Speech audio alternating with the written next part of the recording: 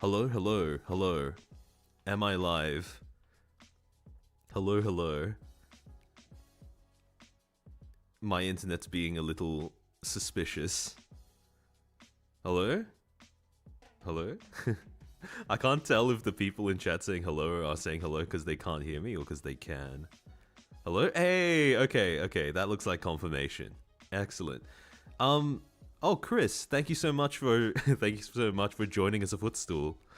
I hope you enjoy the funny emotes that I've put on. Yeah, Noel, about your question, is the current Billy slash cover situation gatekeeping? I do think that it is, mostly because from what I've seen, it does seem like cover fans are trying to gatekeep the talents from the CN audience a little bit, partially as like a trauma response. And as a result of that, it's kind of, I do think it is justified, or at the very least contextualized by what has happened before when covers streamed on Billy. But I mean, again, it's all about like how they handle it going forward should a crisis of similar nature arise. I'm dying again. Ugh. I identify as a peg leg. Volume low, okay. Is this better? Testing, is this better? Hold on, let me see if I can get a little bit closer to the microphone. Does that fix the volume? No, understandable, but regrettable that we're kind of stuck in the past. Generally, when people talk about, like... Okay, so the thing about being, as you put it, being stuck in the past, is I do think there are situations where that kind of mindset is somewhat justifiable. Especially because last time, when Cover and Billy were supposedly working together, it became so much of a... I almost swore, so much of a crisis situation. So I do think a little bit of just ingrained trauma is understandable. Oh, David, welcome to the Footstools. Thank you for becoming one. Clunk, clunk, clunk, clunk. Get stepped on, get stepped on, get stepped on, get stepped on. Also, again, for people who are showing up now, who don't usually watch my streams, or who might be watching for the first time, since I recently appeared on LM's channel, a lot of people have come over. That's really nice of you guys to come check me out. If at any point during this stream I end up putting up something on the slides and either chat or my own avatar is blocking a portion of it, don't worry, because I will be uploading all of these slides onto my personal Patreon, which I've put a link to in the description of this video, of this stream. And even though you can contribute, and I am very grateful for everyone who does, you don't have to actually, contribute anything in order to see those slides, because I just put those slides on there for free. So even if you just join as a free member on my Patreon, you still have access to all of the slides that I use for all of my streams. Viven, welcome to the Footstools. Thank you for becoming one. Hapini, I've got you on full blast on my phone, but the air conditioner's running too. Ah, I see. Summer's been screwing over a lot of people around the world from what I've heard. There's several streamers that I follow that have had to like cancel streams because their PCs have just been killed by the heat. Tinkerlin, thank you for joining the Footstools and becoming one. Itsuru Knight, can you double your volume? I have tweaked it. Hopefully now it should be okay. Leg Tickler, off topic, but what is your opinion on all the current lolly drama on Twitter? Understand if you're not comfortable talking about it. I think it's just Twitter being Twitter. It's just fundamental inability to understand nuance. Because again, like I said on, I've said this multiple times before, but generally what tends to happen is that, especially with lolly, is that people only view it and debate about it in terms of like the sexualization of lollies, which, like, I'm not gonna lie, I myself might give a bit of side-eye for that, but it's not like, I don't think lollies are entirely defined by being lewd or being lewded. There's so much more to like, just the whole point of like, well, again, the point of that particular character trope, right? It's just something cute. And it's some, I think that's an aspect of it that is grossly underappreciated, especially when you look at the way that Twitter argues about stuff, because it is Twitter. Yeah. I hear you. The storm was real. Just hope we can move forward to grow rather than stagnate at a stage of development. Yeah, I agree. And again, I am, as someone who, who at least watches like the EN side of Hollow, I do hope that just as a whole, when they do end up going back to Bilibili, the same thing doesn't happen twice, because hopefully this time they've got more measures in place to stop that from happening. But, I mean, again, public opinion will remain a little bit on edge for at least a while. Because again, this is something that the fan base will need to be slowly immunized to, I suppose. Nuance on Twitter isn't a concept, yeah. We will be talking about that later on in this stream as well. Because again, Twitter is not a platform that is designed with nuance in mind. I mean, yeah. You mean Coco and Hachima? Yeah.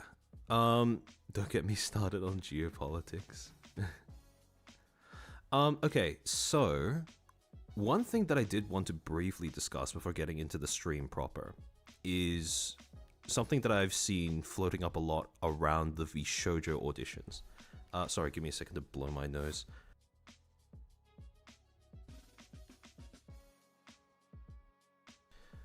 So,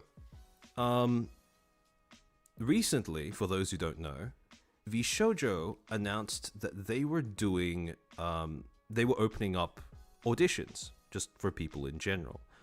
And a lot of people reacted quite negatively to this news. Again, I say a lot of people in quotation marks because I'm purely working off of Twitter, and Twitter is not the best of sources to gauge an audience's response to something.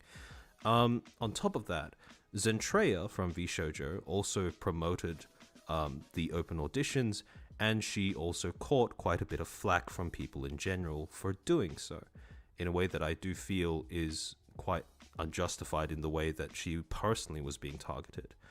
However, I want to dig a little bit deeper into that particular, that knee-jerk reaction of people being hostile to the, to VShojo's opening of auditions. And the reason why, oh, Tinklin, thank you for the 20. In the same way that people like animals give side-eye to furries, or people into bestiality, people who like lolly aesthetic do not look favorably on people who actively lewd the lollies. Rule 1, do not lewd the lollies. Yeah. Maybe in a roundabout way, I myself am a lolly purist in that regard.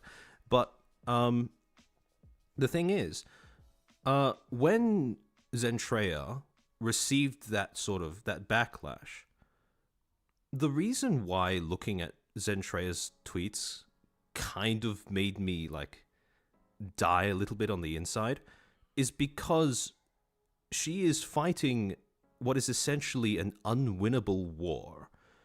Now, when she's trying to address, so as a general thing across all of PR, when you make a statement, when you put out a message that is designed to have a certain meaning, and when your audience ends up misinterpreting that or interpreting it in a way that you did not mean at all, part of good PR is looking at that response and thinking, okay, that's not what I intended, but there might be a reason behind it. Now, again, because we're using Twitter as a sample, we're using Twitter to gauge, the samples of like misinterpretation of what Zen was trying to say. This might be a little bit off, because there are going to be some people that are misinterpreting it willfully just because they hate VShojo, just because they resent Zentreya, whatever. But among them, there are also other people who have genuine concerns about VShojo opening auditions.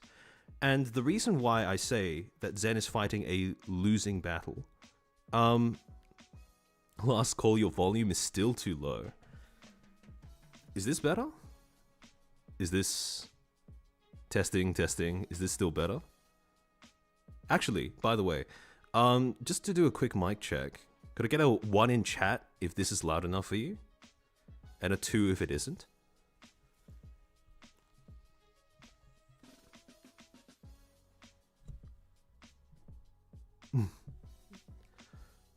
I'm just waiting for the ping in between when I say something and when you guys can hear it. Volume isn't was okay. Oh, okay.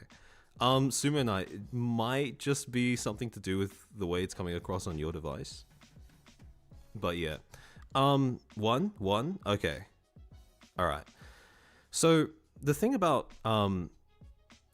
is, Zen is basically going up against two things. One is the whole VShojo's onboarding process being publicly perceived as defined by nepotism. And two is that there is a public perception of a fundamental disconnect between what VShojo, the agency, has historically done and what the VShojo talents are leading the public to believe. Now, to dig a little bit deeper into the first one, VShojo, as a general practice, has a tendency to, how do I put this?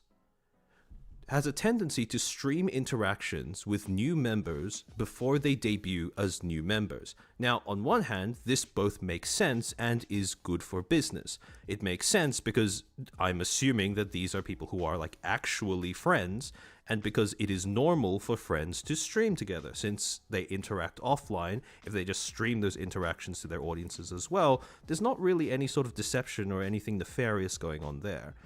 It's also good business when you think about it, because when you tease that a new member is coming on in that way, you also get the benefit of building up hype for their debut. On top of that, you also immunize their audience to the idea that they will be joining your company alongside, in some cases where they've adopted members from other corpos, you give time for their previous audience to find them again. So all of these are positives associated with that particular onboarding strategy. However, the negatives come with the public perception that this is just nepotism. So it opens you up to that particular accusation from other people looking in. Now, whether those justifications are like justified or not, I personally think that it's completely understandable that people would view them as nepo hiring or being defined by nepo hiring. But whether that nepo hiring is actually a problem is an entirely different discussion. Personally, I think since it's been working out well for their business, I don't have too much of an issue with it. But I understand if other people do. And this is where the second thing comes in, where people feel like there is something deceptive going on between what the talents are saying about this particular audition process and what VShojo has historically done. So like I said before, VShojo has a history of bringing on members, or at least having public interactions with the members, and a lot of people interpret this as being friends with the members before, or like at the very least, like a few months, a few like weeks or something before they actually debut as VShojo talents. And as a result of that, people have viewed VShojo, and especially VShojo's onboarding process, as a very exclusive thing. Now, the reason why this particular issue is something that I don't think Zen was able to address that well is, hold on, let me see if I can pull up the tweet on stream. Okay, there we go. So, in this tweet, and so far, I think Depressed Nasagi was the only one who pointed this out in his commentary about this situation. What Zen said when she quote tweeted the announcement was, "We'll be looking for all size content creators, big or small." Immediately, this is something that people are going in doubting. "We want to see your creativity and help you. I've been pushing for this. I am excited to meet new people." I've been pushing for this. This is the part that reinforces the idea that there is some sort of disconnect between what the talents might want, what they might be pushing for, what they might be saying to the public, and what corporate is doing. Now, again, there is that level of unity between talent and corporate is something that is very core to the a talent agency's reputation or capacity for professionalism.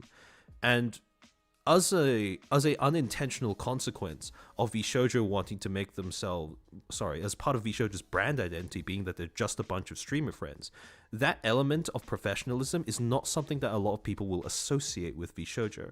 So when I look at this tweet, I understand what Zen is doing because she's trying to push smaller creators or people who would have otherwise dismissed themselves as not having a chance to go for this role. But at the same time, she's going up against the context of everything that VShojo has done up until this point, which is why when I read this tweet, I see it as a little bit of a losing battle.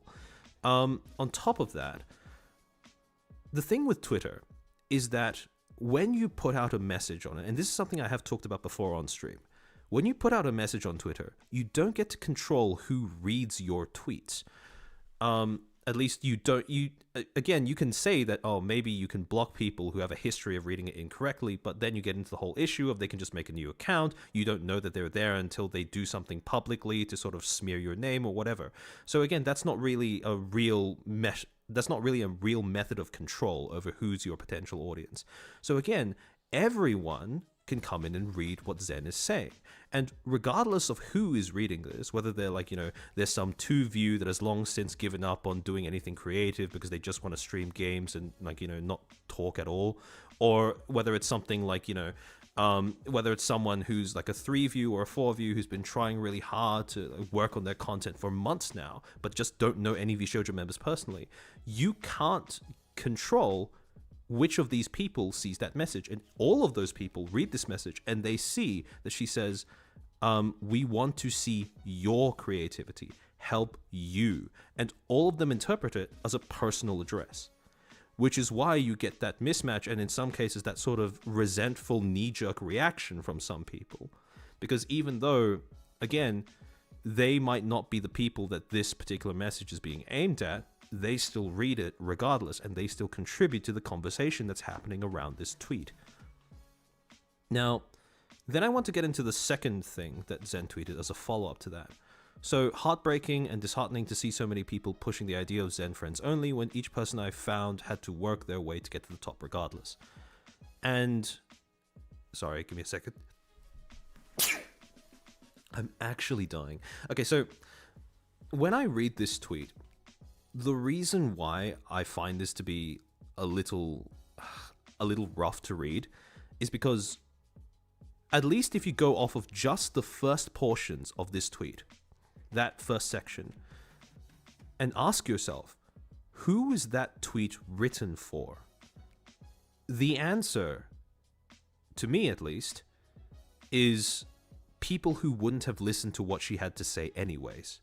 Because when she talks about, when she's trying to address these suspicions of nepotism, of the idea that you can only get in if you already have a friend who's working at VShojo, the people leveling that claim, the people specifically saying Zen friends only, because of all of the members of VShojo, I feel like Zen has been the one that has interacted the most with people outside of VShojo.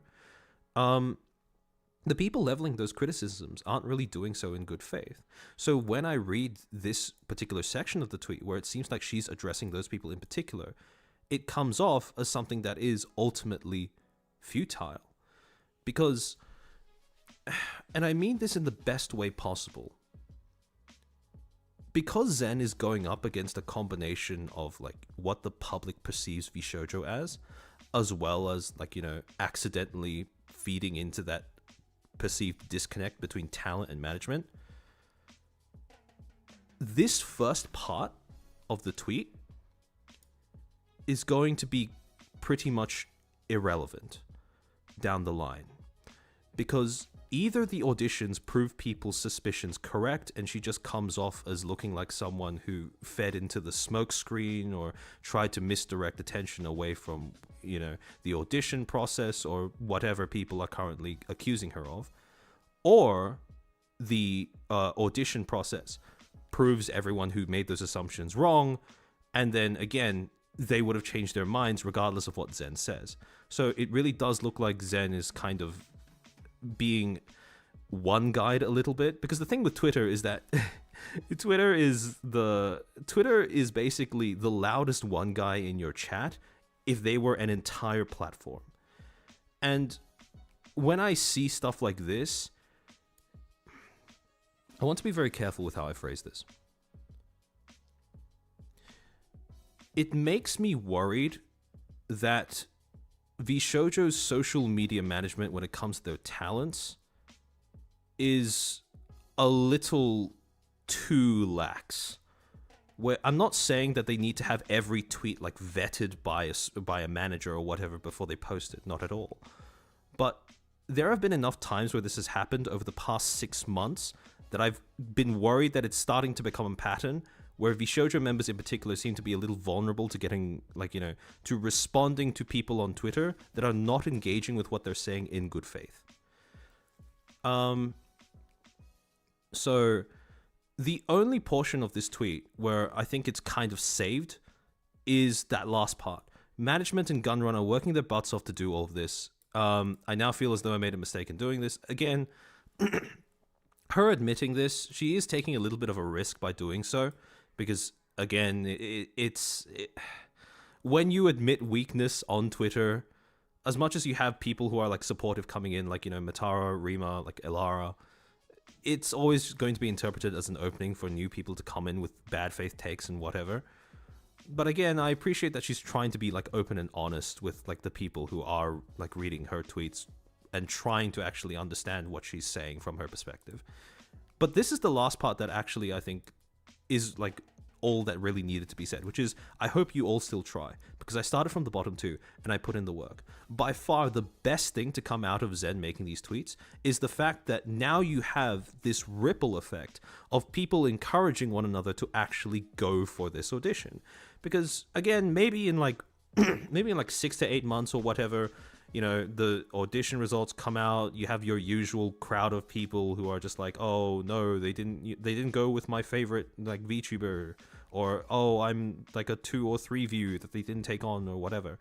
But for the most part, just the idea of like encouraging people to apply, regardless of what they think their chances of success is, that's just a good thing.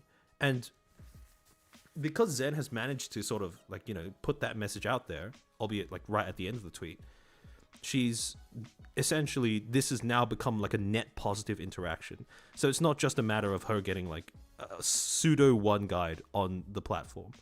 But yeah. Am I in them? You sneeze like a kitten. I sneeze in a highly pressurized way. I sneeze efficiently. Sorry, give me a second to blow my nose again. Holy, there might actually be something wrong with me. But yeah. And then the next part that I want to sort of briefly get to, which is Doki's tweet. So a lot of people saw what Doki was saying, especially with I saw a lot of talk about this, but I hope more companies and viewers take a chance on polishing hidden gems within the indie sphere. A lot of people read this, and they instantly connected it with what VShojo was saying. And they also instantly said, a lot of people concluded that this must have been some sort of like, you know, veiled response or veiled jab at VShojo. And the reason why I don't think that is the case is because when she says, I saw a lot of people talk about this, I do think that is very much a possibility. So the way that I imagine this happened is VShojo put out their audition announcement, a lot of users on Twitter started talking about it, and a lot of those accounts ended up showing up on Doki's timeline, and then Doki decided to make this particular post.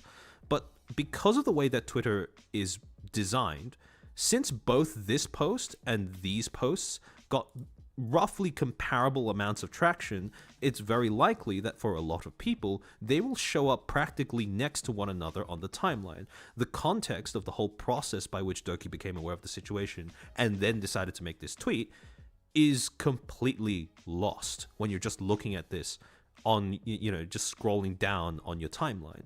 So again, this is yet another instance of Twitter being anti-context in the way that it's designed. But when people talk about this, like both Doki and Zen are right in what they're saying. And it is possible that these two are connected but I don't think it's a direct response, even though a lot of people are kind of ratting that it is. Okay, so that about covers like the main things that I wanted to talk about when it comes to the VShojo situation, and they will come up again later on in this stream. But for now, let's see if we can get this started. All right, there we go. Okay, so gatekeeping. Oh, all right. So the thing that I let me just get to the super chat first. Blade, thank you for the 20. In the idea of this, probably it considers the popularity of the indie VTubers.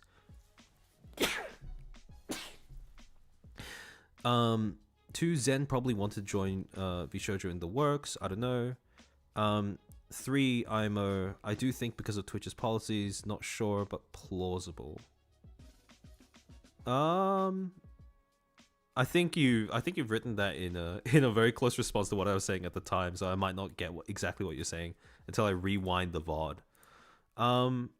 But yeah. Do we get any kind of certification for this seminar?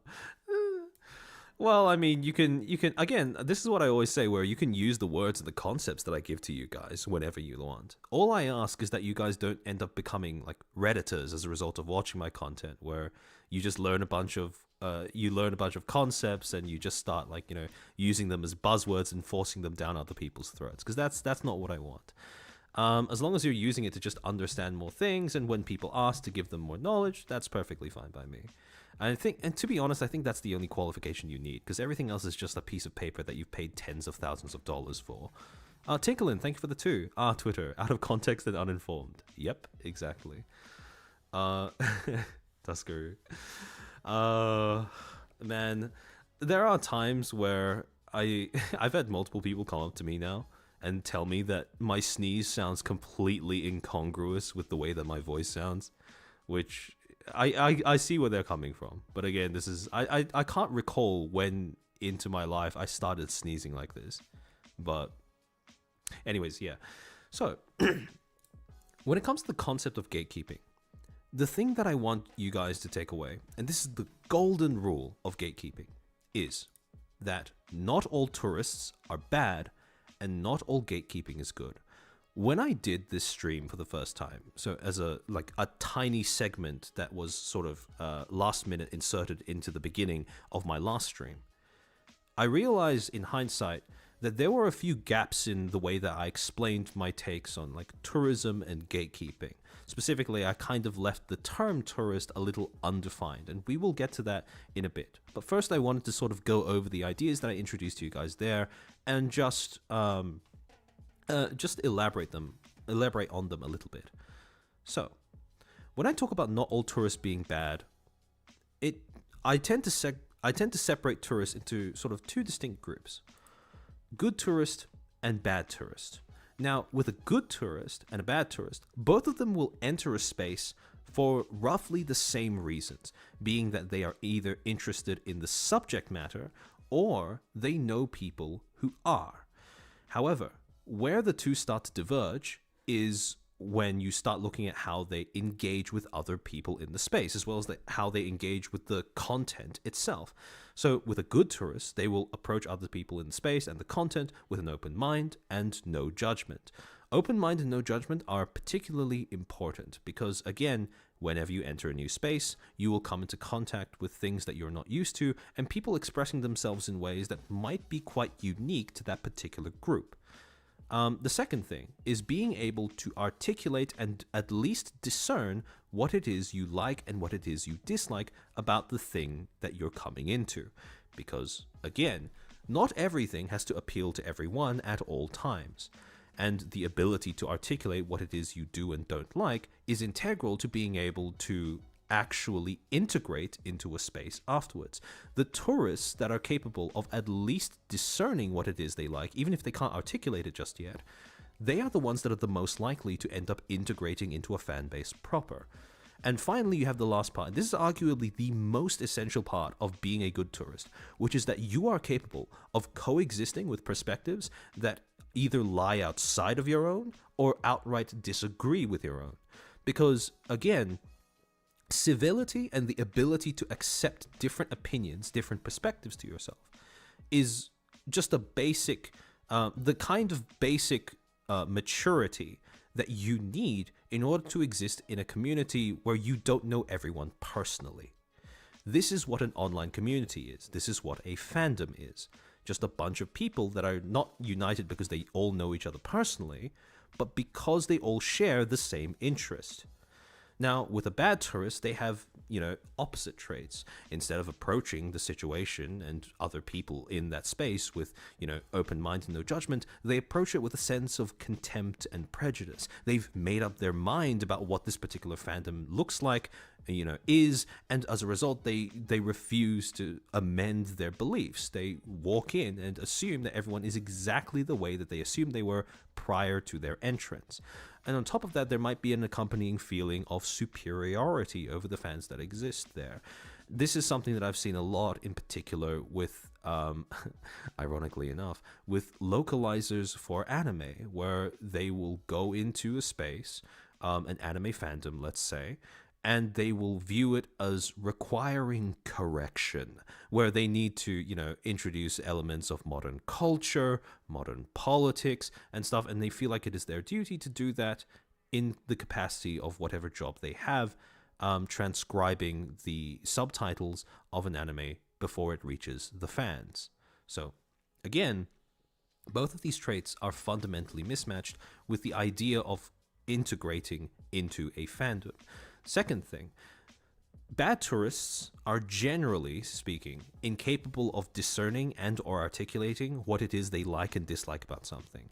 So the way I phrased it originally was they are very likely to throw out the baby with the bathwater.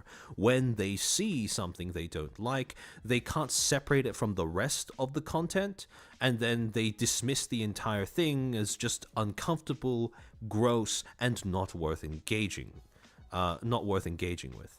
So an example of this that comes off the top of my mind is Chainsaw Man, where Chainsaw Man is a story that has a lot of uncomfortable themes. It depicts a lot of, let me see how long I've been streaming for.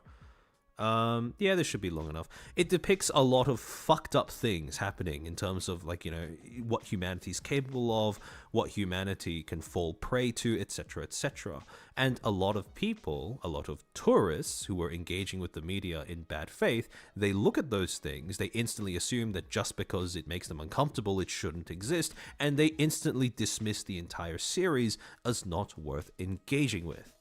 So, something else that's really symptomatic of this that I'm seeing people point out in chat as well is the inability to separate reality and content, because again, there is a fundamental difference between those two, and that is a level of critical thinking that a lot of bad tourists seem to lack, which feeds into the next point, which is that they cannot coexist with perspectives outside of their own. The thing that defines a stereotypical bad tourist in everyone's minds are people who come into a space and then start purging the space of traditional fans, or start attacking traditional, or at least fans that have been there longer than them, because they simply hold a different opinion to the way that they enjoy that particular content. So, again, the best predictor for whether someone is going to be a good tourist or a bad tourist is their capacity to coexist with different perspectives. If someone displays that they are incapable of understanding that people think differently to them and that two people can enjoy different things and still both be equally valid, then that tends to be a problem. On that particular point, I also want to include a tiny little segment. Blade, thank you for the 20. I do think in a clear way VShojo wanted indie VTubers to join their company, a possible way to boost interest as an entertainer, mostly outside of the group of their friends. Yeah, I can see that happening. And again, I do think that they will have a little bit of difficulty establishing that to begin with, because again, they are fighting against the reputation that they've unknowingly built up for themselves. So this will be a little bit of pain before they can have any bit of gain. It's just kind of rough to sort of see Zentreya take the flack for most of it, when by all accounts, she is the one who, or at least one of the people who was pushing for it a lot from the inside. Balarakis, thank you for the 10. need to go, but isn't it just a fact of life that storytelling changes to match its audience? For example, people don't toss out Shakespeare, but they do critique it, subvert it, discuss it. Yeah, exactly. And again, the thing with a bad tourist is that because they're incapable of discerning and articulating what parts are what parts resonate with them and what parts don't, they tend to want to change the entire thing instead of trying to engage with it in a nuanced fashion. And again, nuance is a really important aspect to this, because when we look at the different mediums, the different platforms that people use to engage with different texts, especially the way that different texts end up reaching a wider audience than was initially intended, the platform that most people tend to think of is Twitter. But then the problem is, Twitter is a platform that is fundamentally designed to enable bad tourism because of the way that it is so context averse. And this comes down to the basic design features of Twitter. So to start off with, when you use Twitter to try and make a tweet, try and make a message, assuming you don't pay anything for it, you only have 280 characters to work with in every single tweet. So that's not exactly the kind of room that you need in order to make any sort of nuanced point. On top of that, even if you do pay money to use Twitter, which on its own, just when I say it out loud, it sounds silly, even though, to be honest, I think Twitter is only really usable if you have that higher character limit. 25,000 may sound like a lot, but when you're trying to cover a nuanced topic, it is very difficult for the majority of people to be able to sum up all of their thoughts, all the different things that they're taking into account when they shape their opinion within the space of 25,000 characters. On top of that, Twitter is built on a system where the default setting is that everyone can reply to everything that you tweet.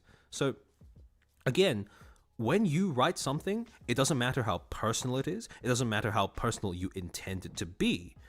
There will always be people reading it, and this is something that I talked about just then when we were covering the VShojo situation.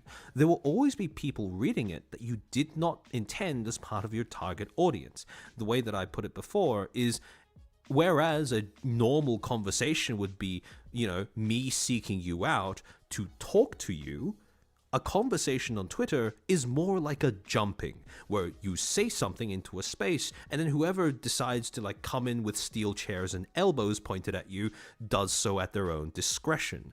So on top of that, again, this kind of reinforces the whole no context or context averse design feature. So the thing with Twitter is that even though threads are a thing, threads are not really boosted in the same way that singular tweets are. And you can actually see this going on when you look at any thread on Twitter, where the initial tweet will have a massive audience. Sorry.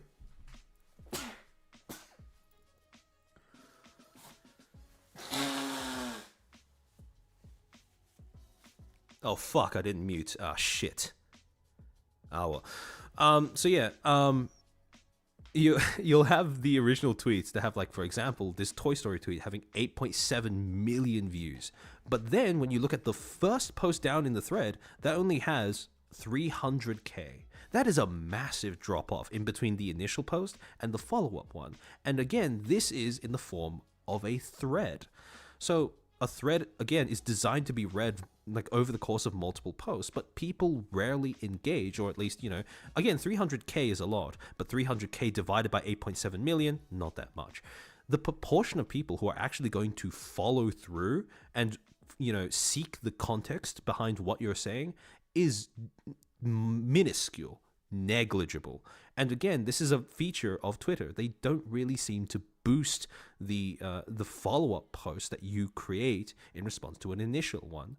This is actually this has been a bit of a problem for me in particular, where I will I'll make an announcement that I'm doing a stream, post a link to the waiting room in the replies, and then again, pretty much no one will see the replies because of how Twitter handles that engagement. So again, Twitter is a platform that is not designed for facilitating good fandom interactions or good fandom growth. And this is why, personally, I keep talking about how Twitter is a shit platform. And I really do feel like, society, public relations, communication in general, especially online, would be vastly improved if everyone one day unanimously decided that they weren't going to take Twitter seriously. Because Twitter does not facilitate these serious conversations, since serious conversations require nuance. So, in my last stream, when I talked about, tourism gatekeeping, I talked about good and bad tourists, but a lot of people have since pointed out that there are good and bad gatekeepers as well. And you're right, there is a distinction between them. Oddly enough, those distinctions kind of line up when you're looking at the sort of similarities between a bad tourist and a bad gatekeeper. And this is what that sort of similarity difference split looks like. So again, just like with a good tourist versus a bad tourist, both of them might exist in a space for very similar reasons, because they have a personal attachment to either the space and or the people in it. However, again, where the two diverge is in how they engage with people who come into the space, as well as with the way that they advocate for the content that they enjoy. So, with a good gatekeeper, they will approach new entrants with an open mind and no judgment. They will look at people kind of like, flailing to find something that personally resonates with them in a space. They will look at people come in with maybe a tiny bit of prejudice, but they will allow them room to adjust. Again, they don't perceive all new entrants as enemies from day one. They'll give them a chance to sort of, show their true colors before reaching a judgment about them. Then, again, they can and will discern and articulate which aspects of the subject matter do and don't appeal to them and why. Now, what I see from a lot of people when someone enters a space and seems to, display a little bit of a disconnect between the aspects of the space that a lot of people who are already there enjoy and the things that they don't quite get, is that you will get, very often, you will get some people who just go, they lack critical information. They clueless, and they will just stick with saying that. The good gatekeepers are the ones who take the initiative to sort of try and bridge that gap, right? They're not going to expect the tourist to instantly understand what they mean when they start going off about the things that they enjoy about this particular subject matter, but they will at least attempt to articulate it. Because, again, it's all about putting out an offer of connection, an offer of understanding. And then whether the tourist ends up accepting that offer is totally up to them, but it helps to have that offer put out in the first place.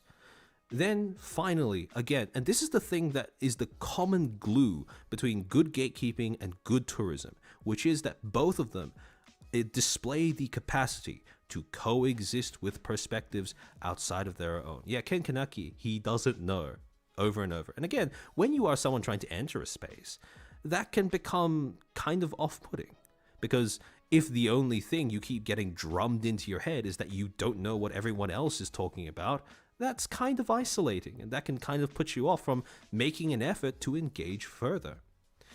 So, on the note of putting you off from engaging further, you have bad gatekeepers who approach new entrants with contempt and prejudice in mind. They view everyone who enters a space as a potential enemy, and that is the only way that they are capable of viewing them.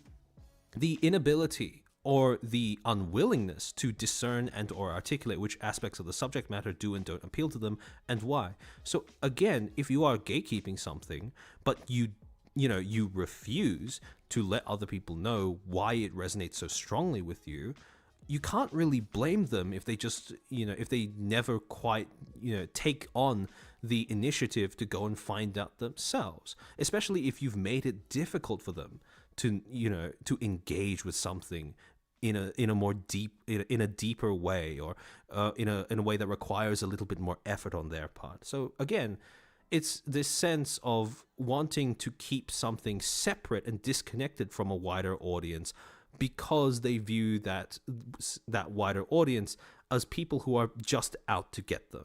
And while I understand that perspective, because again, the media is full of examples of franchises that have been essentially destroyed by, bad tourists, it's not as simple a case of just more people coming in equals thing becomes worse. And again, that is a little bit of nuance that I will elaborate on later on in the stream. But I can't stress enough how detrimental the mentality of everyone who isn't here already is an enemy. So I can't stress enough how bad that mentality can be for the health of a fandom or a community. And then finally, again, this is something that is shared between bad gatekeepers and bad tourists, is that they cannot coexist with perspectives outside of their own. Tomahawk Gatekeeper is just that, someone who keeps the gate, bounces security guards who play the role of the guard and tour guide. The bad ones don't realize this is the role they play. Exactly. So again, you're not there to make sure no one comes in. You're just there to make sure that people with bad intentions don't manage to stay for too long. So on the topic of the sort of dynamic between gatekeepers and tourists, the diagram that I introduced in my first stream where I talked about this was this one.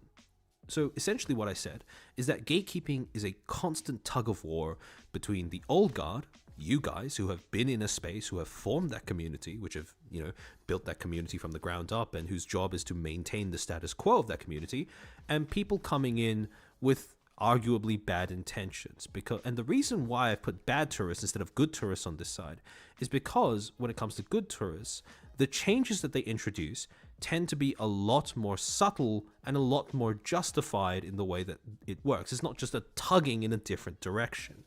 So on one side, you have the old guard, which is consistent of purists, OGs, and converts. And I'll quickly go over the definitions of each of these individual terms that I've introduced. So purists are people who believe that the best form of something is its most basic, rudimental, and most traditional form. When it comes to VTubing, it's people like, for example, unicorns. The thing with unicorns in particular is, like, let's say, they believe that VTubers should only be like, idol-like, or they should only be either Japanese or fans of Japanese culture. And they view everything that doesn't fit that mold as something that doesn't belong in VTubing as an industry. Now, when it comes to unicorns in particular, I do think that there is a little bit of a... How do I put this? Unicorns tend to be a little bit of an isolated group because their connection with the content, with the creator in question, tends to be built on the backs of a parasocial relationship. And regardless of how much people have been talking about, parasocial relationships, especially over the last 4 years since the pandemic started, parasocial relationships are still very stigmatized. And I do feel like as a result of that, unicorns have kind of been segregated into their own bubble because of that stigma. Because you can't really address the whole, you can't really address the elephant in the room that unicorns can be very detrimental to someone in terms of their behavior and their attachment, without first acknowledging that attachment in and of itself is not pathological by default. It becomes that way as a result of other circumstances that feed into that particular relationship. So part of the reason why I've been so insistent on the idea that parasocial relationships are not always bad, that parasociality is not always bad, is because I want to be able to destigmatize that particular concept so that we can have a more open conversation about people whose relationship with the content, with the creators, and whose interactions with everyone else is dictated by their parasocial attachment to them. So in that regard, there's a group of purists, especially in VTubing, who are only purists, I would say, because of how difficult it is to open up about the sort of parasocial attachment they have with the content or the creator. Yeah, unicorns see them as interlopers, exactly.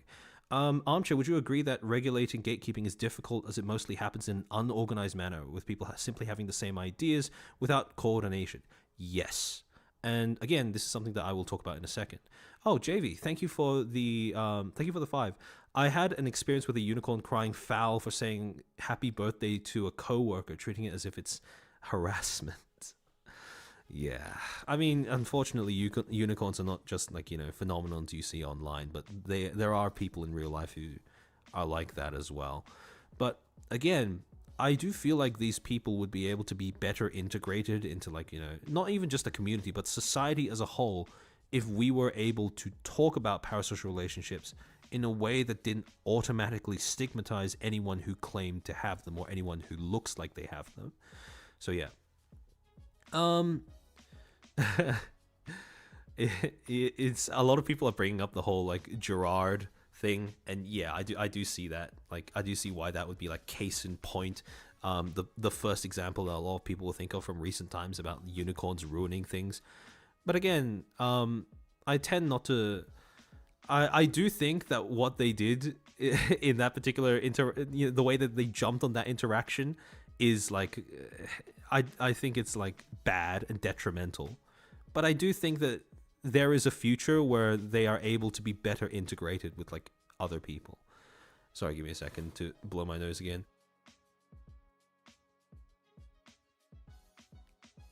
All right. So in terms of the other groups, you have the OGs.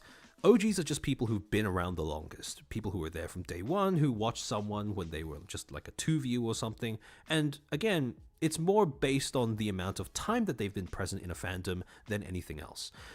And then you have converts. These are basically tourists that have decided they want to integrate with the rest of the fan base, and they've come in and done just that. They've integrated. And again, when you look at this particular tug of war, when you are, when you're playing tug of war, you have different people with different roles on a team. You have anchors, who are simply people who are there to pull as hard as possible in the direction that your team is pulling. These tend to be the purists. But then you have people on the front who, their job is to pull as well, but they act as a sort of safeguard to stop you from going too far in the other team's direction. These are more the role of converts, where they will push back against, bad changes, just like every other person among the old guard, but they might resist a little bit less when it comes to a change that is actually arguably beneficial. So, on the other side, you have bad tourists. Now, the first group, perverts. When I say the word perverts, a lot of people will think about fetishization and, sexual perversion. However, and although, perverts in the sexual sense are, a group of people that I would include in this category as well, I mean perverts in the most literal sense of its definition. People who seek to corrupt the nature of something. So, again, I said this on LM stream, but I'll say it again. The most egregious perverts in a space, in any creative endeavor, do not tend to be people, but rather corporations. Corporations who will seek to buy out things like IPs or like, some sort of like rights to something, and they will view it as just a vehicle to make more money, to generate more profit. They completely dismiss all of the intangible defining characteristics, like when we're talking about, a franchise, the themes of the story, the origins of the fan base, even in terms of VTubing, things like the humanity of the creator that an IP is attached to, and they will just look at it as a way to generate money. And again, when you're talking about franchises, when you're talking about VTubers, these are fundamentally human creative endeavors. You cannot take the humanity out of it. You cannot reduce it to just being a money-making tool and still expect it to function the same way. That would be, as said, a perversion of that thing. So an example that I will always default to, Disney, the way that they have perverted Star Wars, the way that they have perverted Marvel, because they've taken both of these franchises, and instead of allowing them to live and breathe as stories that can, engage and attract a fandom in their own right, they've basically reduced them to being just marketing tools to show off how progressive they are. And that is something that we will get to later on in the stream as well. In contrast to perverts who are only interested in, the nature of a thing, you have activists who are only interested in the other members of that fandom. But the thing is, just like with perverts not acknowledging the humanity that accompanies the nature of a thing, activists don't acknowledge the humanity that comes along with the other members of that fandom. Because activists will walk into a space, only seeing the other members of the fandom as a resource that they can convert to whatever cause they walked in with. So this is something, we had a very recent example of this, which was Starbucks Gate. The whole thing that happened with Scarlet when someone walked into her chat, decided that this was going to be a platform where they could talk about their how do I say, their opinions on the Israel-Palestine conflict, and with total disregard to what was going on in the chat, what was going on in the stream prior to their entrance, they just insisted that that was going to be the thing that was going to dominate the space then. So again, activists are people who view the other members of the fandom as a resource, and perverts are people who view the nature of the nature of the content as a resource. And then the third group, inquisitors.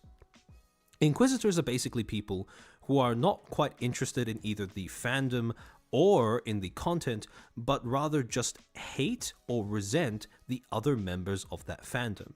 They walk in with the idea, or they develop the idea, that they just want to punish that fandom for whatever reason. And again, these are people who walk into a space, develop a hatred of what created that community, for whatever reason, and then make the decision to consciously tear down other people in that space. Now, we have, in VTubing, there is a specific term for people like this, VTweeters. And not even just VTweeters, but sometimes you will see, and again, this is mostly on Twitter, where you will get, like, creators who do not feel like they've been given the amount of success they deserve, and so make it their mission to, prey on the downfall of creators that are larger and or more successful than they are. Yeah, professional haters, basically. So again, these are people who have either walked in with prejudice or come to develop prejudice. And it also goes hand in hand with a sense of entitlement, the idea that they deserve a more prominent welcome, a more prominent position in whatever space they occupy that they might not have earned.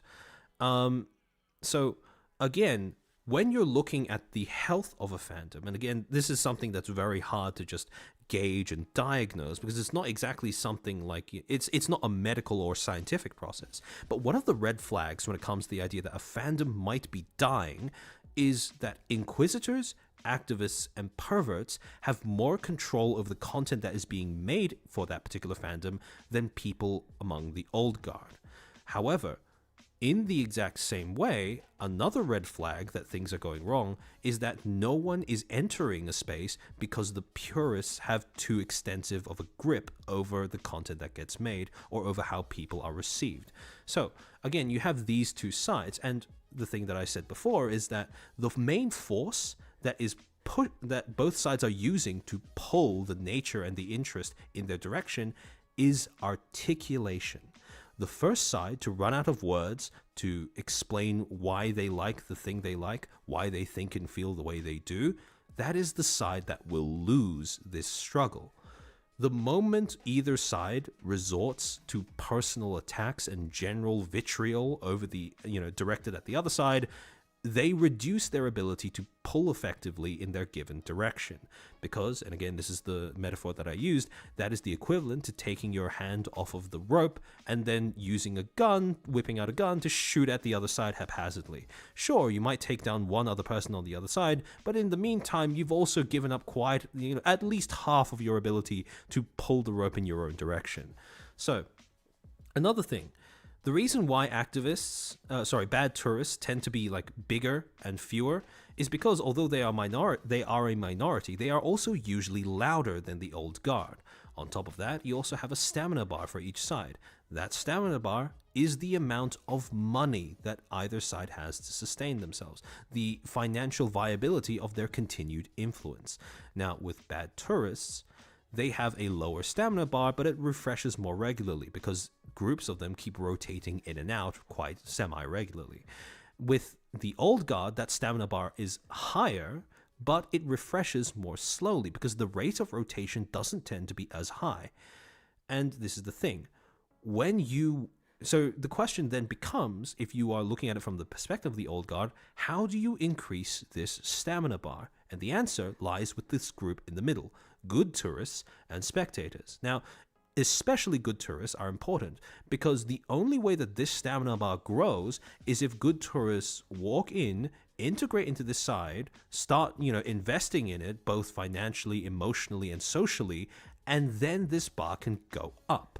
So regardless of what your interest is, what your fandom revolves around, you want that fandom to grow. Now, again, with the caveat that you don't need it to grow as fast as, like, a publicly traded company or anything like that. The line doesn't have to have a sharp incline when it goes up, but the line does have to have length. You need to make sure that it grows so that there is longevity to that. And the metaphor that I used when I first explained this was, that feeling when you, for some reason or other, get more busy in your life, and then you stop watching as many streams from your favorite creator because, not because anything bad is happening, but just because, ironically, better things are happening in your life that cause you to pay attention to other areas of your life. And then you sort of drift away from the fan base a little bit.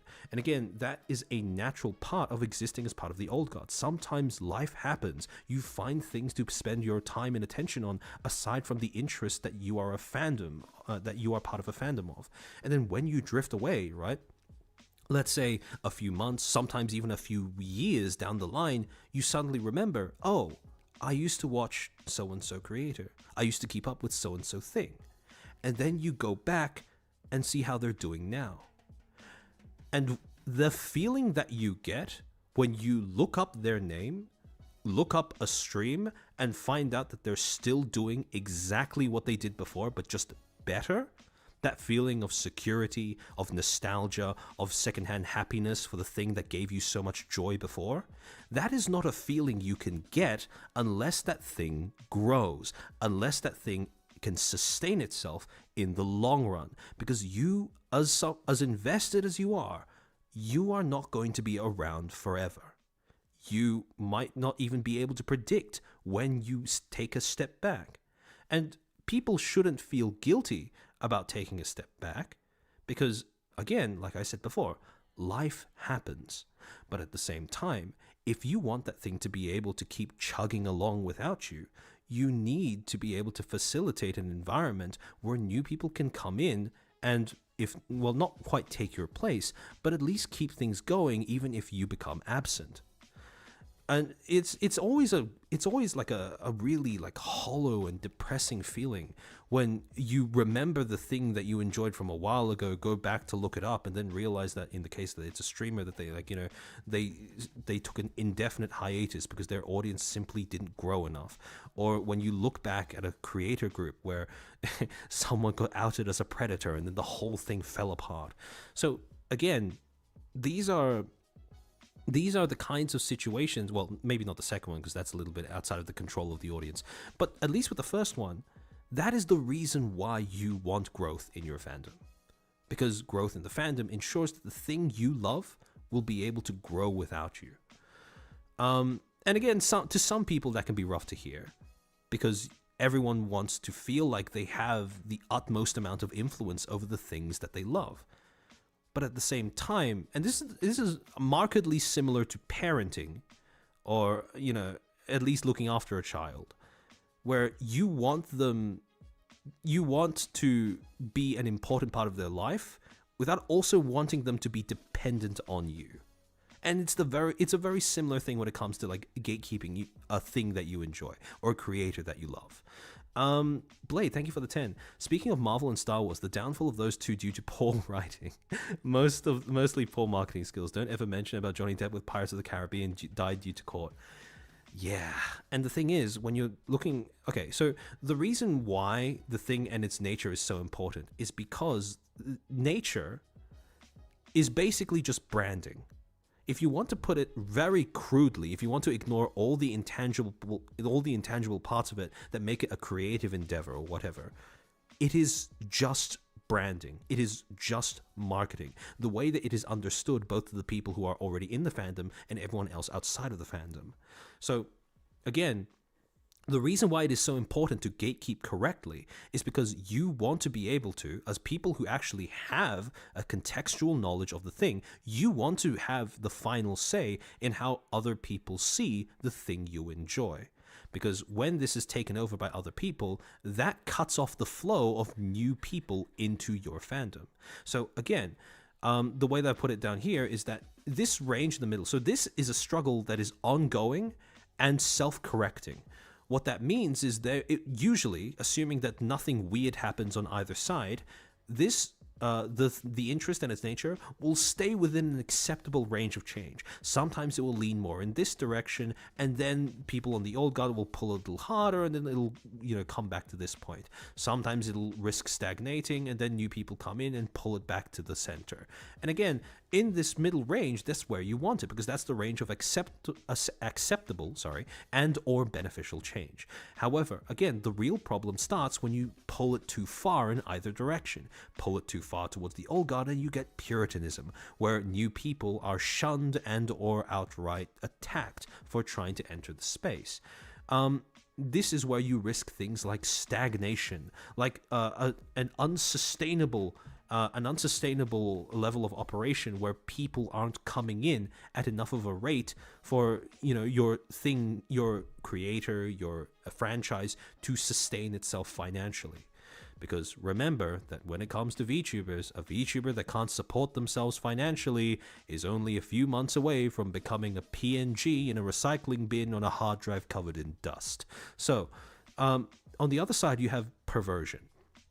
When it comes to perversion in particular, this is basically what happens when the thing is changed to such an extent that it's unrecognizable, and also it's changed to an extent where it no longer has a nature, it no longer has an identity, because the people who are now in control of it do not have a vision of what they want it to be. So again, when it comes to this particular tug of war in terms of gatekeeping, you need a balance between both sides, because you don't want it to stagnate, but you don't want it to be perverted either. Another thing, and this is something that Legal Mindset brought up, one of the anomalies that can occur to upset this balance is when one of the bad tourists in question is not just a person, but a corporation coming in using a massive amount of money to suddenly rocket up this stamina bar. And then again, this is usually what happens when a corporation acquires the intellectual rights to something, and then they start, essentially just fucking it up. Because of the fact that this bar will temporarily increase, you will lose this balance. It will, the thing will spiral into perversion. And then what happens is, because that injection was only temporary, the bar shrinks back down. This, the pressure weakens, but there's no longer another side to keep pulling.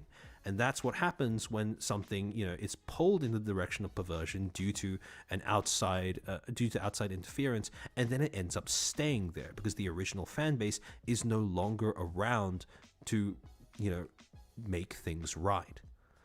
So,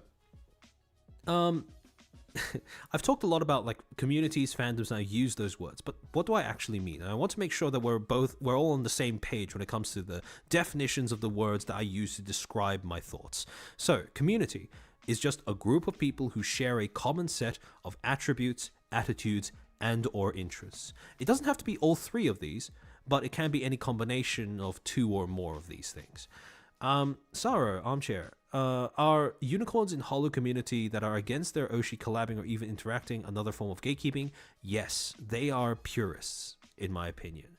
Because again, when you think about it, the base form of a streamer is just the content that they make when they are on their own. And if you believe that that is the only form of content that should exist, you become hostile to the idea of them making content that requires the input of another person.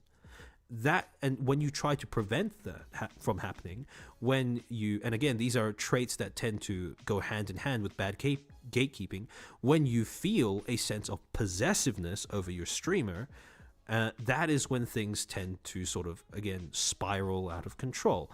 And this is why it's especially important. This is why, You know how in the last shareholder meeting that Niji had, when they said that they were going to be focusing on the demographic that would stick through with them, thick and thin, the demographic that is arguably the most fanatical around the creators they support, that is why it unnerves me to see them explicitly state that that is the demographic they're going to be focusing on.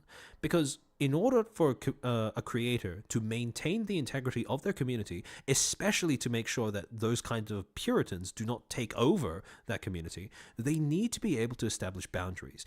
There are a lot of emotions that are like okay for an audience to feel towards their creator, but possessiveness is not one of them. And when you notice that your fans are starting to become possessive over you, possessive over your content, you need to, as a creator, be able to step in and essentially tell them to stop, to set that boundary. The problem arises when Niji's new method of their new target demographic, or corporate's insistence on that target demographic, if they prioritize that demographic over allowing their talents to, prune their fan bases, as they have done in the past, cough cough, Scarlet, then I worry as to whether those fan bases will end up spiraling out of control in that direction. We have had a recent example of that with the Sicklings in... it's so weird to say that as a fan name. The Sicklings in Hex Haywire's community as well, where there's been relatively recently reports by users who have left that fan base that they were essentially bullied out of it by people who were too parasocially attached to Hex. And again, this is something that only Hex is able to address, but as someone who just, who has just read that particular line in the shareholder transcript, it does worry me that corporate might hamper his ability to set that boundary with his audience. So, yeah. Kutsuyoi looks at Olivia and Necrolina. I think they got things figured out. Yeah, those two definitely do. I mean, when it comes to how do I put this? When your mainstream content is just chatting, is yapping, I would argue that you open yourself up a little bit more to having that sort of parasocial attachment by your fans. Because again, there aren't going to be people who are watching your content for anything other than you and the words you say. Maybe to some extent, the topics you're talking about, if you're talking about something that happened recently or something that's relatively trendy, but aside from that, they just want to watch you. And when you see streamers that, specialize in just chatting, like Necrolina, like Olivia, maintain a balance where, there might be a little bit of acceptable parasociality, but it doesn't spiral too far, that's almost always because they are doing something proactively to curb that behavior in their audience, to set that boundary with their audience. So it's always nice to watch a just chatting streamer for me, because there is a part of my my occupational illness where I'll start unconsciously analyzing what they do or say is not it's not tripped off by going yikes, that's a little too parasocial or whatever, because generally they are conscious enough of their job and they're just smart and competent enough to nip that problem in the bud. So it always ends up being more satisfying to watch for me. The other word that we do we be parasocial with the yapping chair? Again, I do make it very clear to you guys whenever I do say anything that personally pertains to me, that you view it just as content. I am not a person.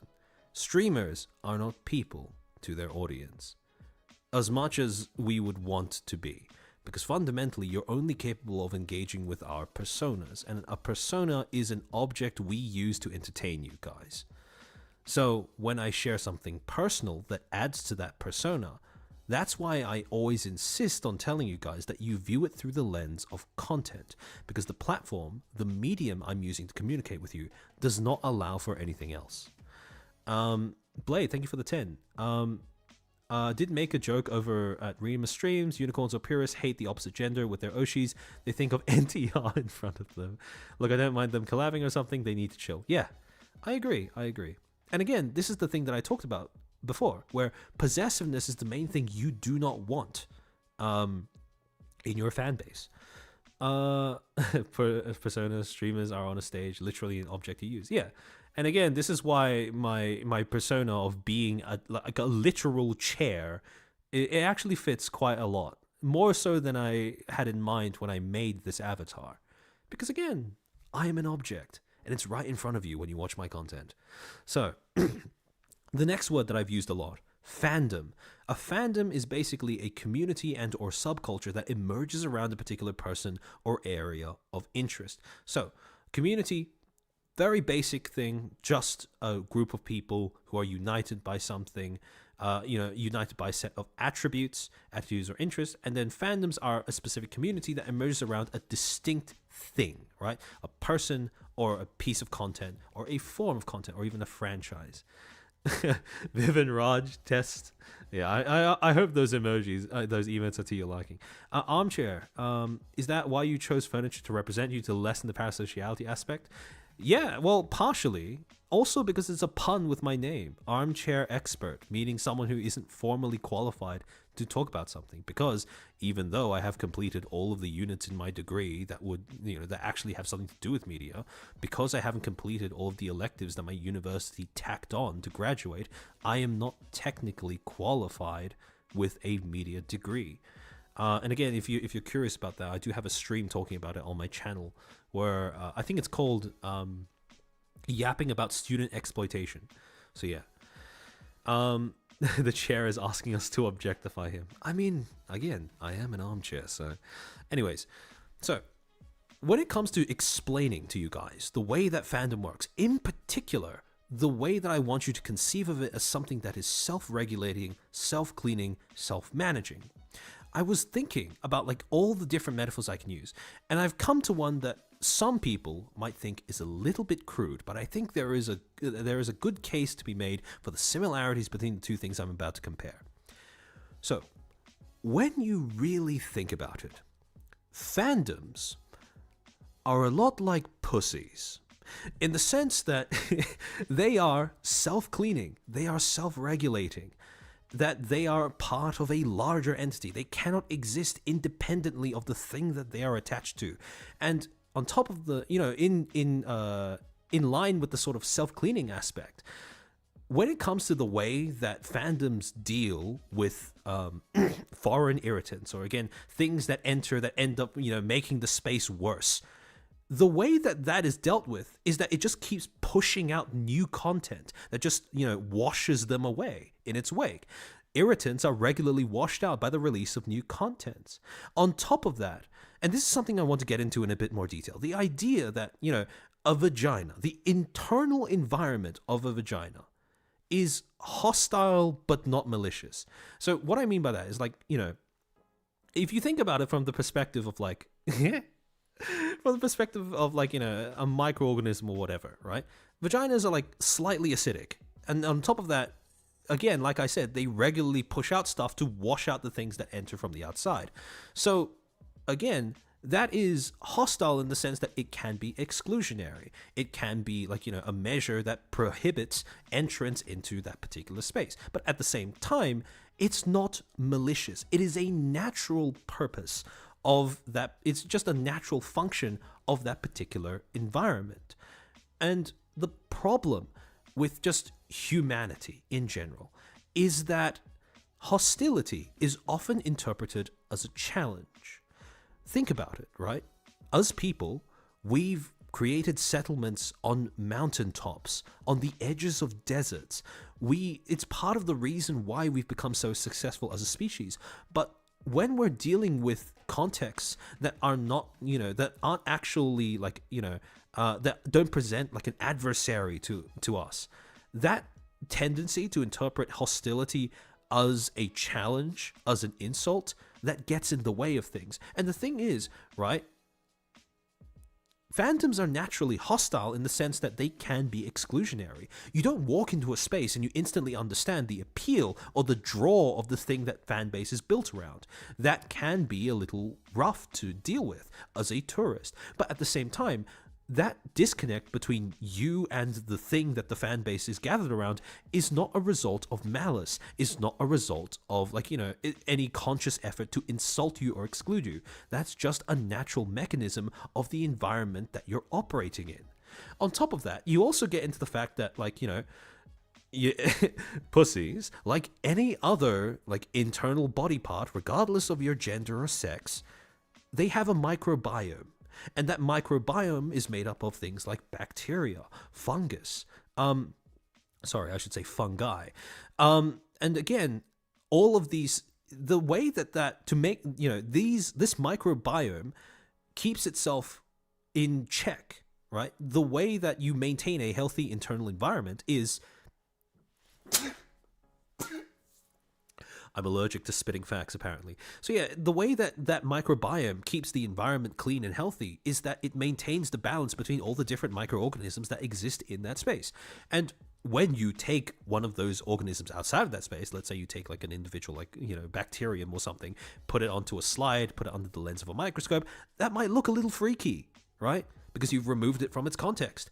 But again, when it is in its natural environment, it works just fine. It is, in fact, integral to the functioning of that space. So again, the more I think about it, the more I thought about it, the more I was like, yeah, I think this is actually a pretty good way of thinking about it, right? Pandora, Armchair, please make this merch. Maybe at some point I'll release some of my key slides as some form of merchandise. But yeah.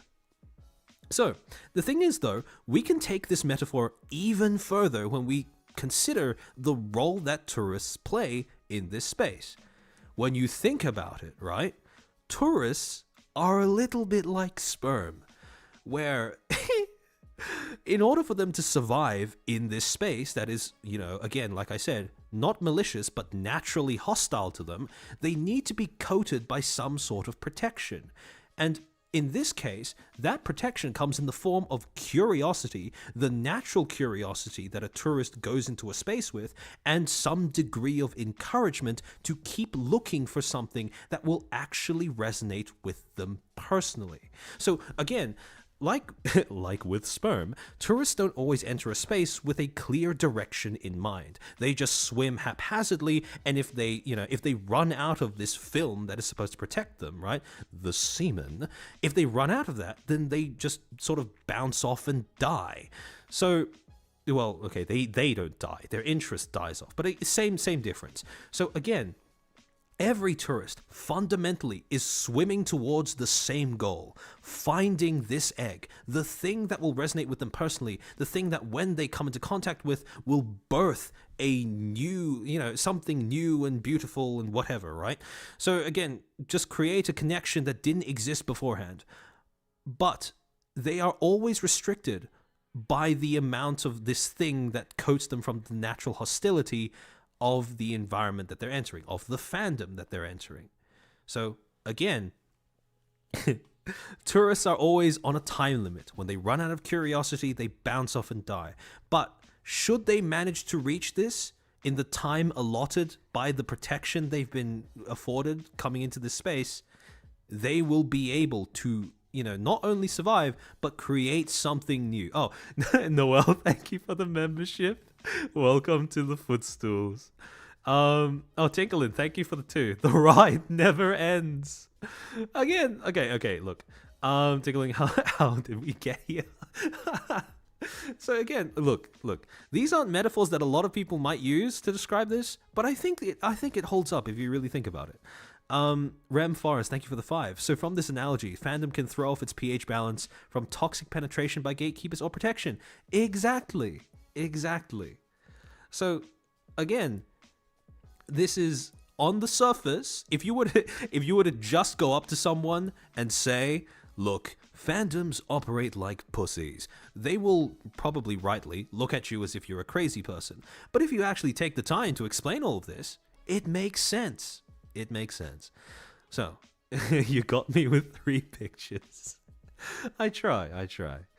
So now that we've established, like, you know, just a basic premise of how fandoms work, how they protect themselves, how they maintain a balance, how you can conceive of their self-cleaning function, right? I want to move on to describing the sort of the things that actually go into creating a community. So, if we didn't already know that Armchair liked Face Connect, this would be a dead giveaway. Oh, that's actually a really sweet compliment. So, anyways, yeah, so generally speaking, right, community has 4 main components. 1, membership, visible denotations of belonging. Again, these are like signs or symbols that you belong to a particular community. 2, integration and fulfillment of needs. The idea that the content and or the community actually, helps you or makes your life better in some way. 3rd, influence, the ability to exercise some degree of persuasion over others in the community. Basically, the idea that, when you are a part of a community, not only will other people in the community actually listen to what you have to say, but, maybe even the creator might, have some sort of acknowledgement of your existence, that kind of thing. And then finally, you have shared emotional connection. This is the part that everyone talks about, right? So the idea that when you are a part of a community, when you are properly integrated, you get a sense of emotional connection. You get access to relationships that you would have never otherwise been able to have. So just going over each of these things in more detail. Membership. Some of you in chat rightly pointed out, this is exactly what Oshi marks are. In this clip by Sky Rainpuff, Sayu makes the analogy that Oshi marks are basically VTuber gang signs, and she couldn't be more correct with that analogy, because when you put an Oshi mark in your name, what you're signaling to everyone else is that you belong to a particular community. For that reason, every time I go on to let's say Twitter or something, and I look at someone's name, if they have the nut and bolt in it, I know that they're a Sayu fan. If they have a rabbit and an electrical cord, I know that they're a Pippa fan, etc., etc. So again, this is in terms of VTubing, this is quintessential membership, right? However, you also have other things like membership badges, and this is where I plug my own memberships. So you have things like membership badges, you have things like custom emotes, and in particular, these are the ones that act as when a streamer is actually live and doing stuff for their audience. This is the thing that most people use in order to show that they belong to a particular group, right? And generally, a group's identity will evolve and change in line with what emojis they tend to use the most, right? Because again, there are certain emotes that might fit better in certain contexts and might fit better with certain inside jokes and stuff. And as this sort of you get this sort of perpetual process of a streamer releasing new stuff for their members to identify with and identify as, and then the members using that however they like to, again, shape the direction of that particular content or community, right? Shield and memberships, you deserve it. Thank you. So again, in case you don't know, we have I think 12 emotes. 12? Yeah, I think 12 is the right number. 12 emotes that I've made custom, but unfortunately YouTube doesn't allow me to put all of them on there until I reach a certain number of members. So if you do feel like signing up as a member, I'm very grateful, because that actually allows me to put all of the things that I've made onto there. Wolf and Wings, thank you for becoming a footstool. So yeah.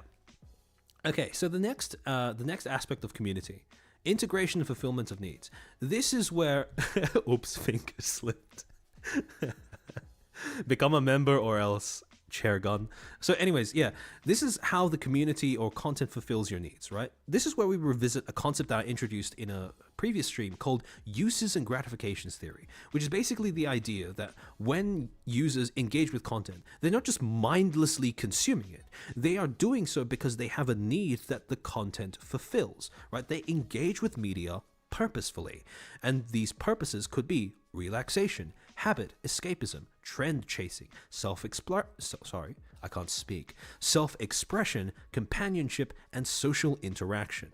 Now, a lot of you might be tuning into this stream because of a combination of a few things, and under the broad umbrella of education. However, the reason why I haven't put education as its own category is because education is usually a mix between the others. Robert, thank you for becoming a footstool.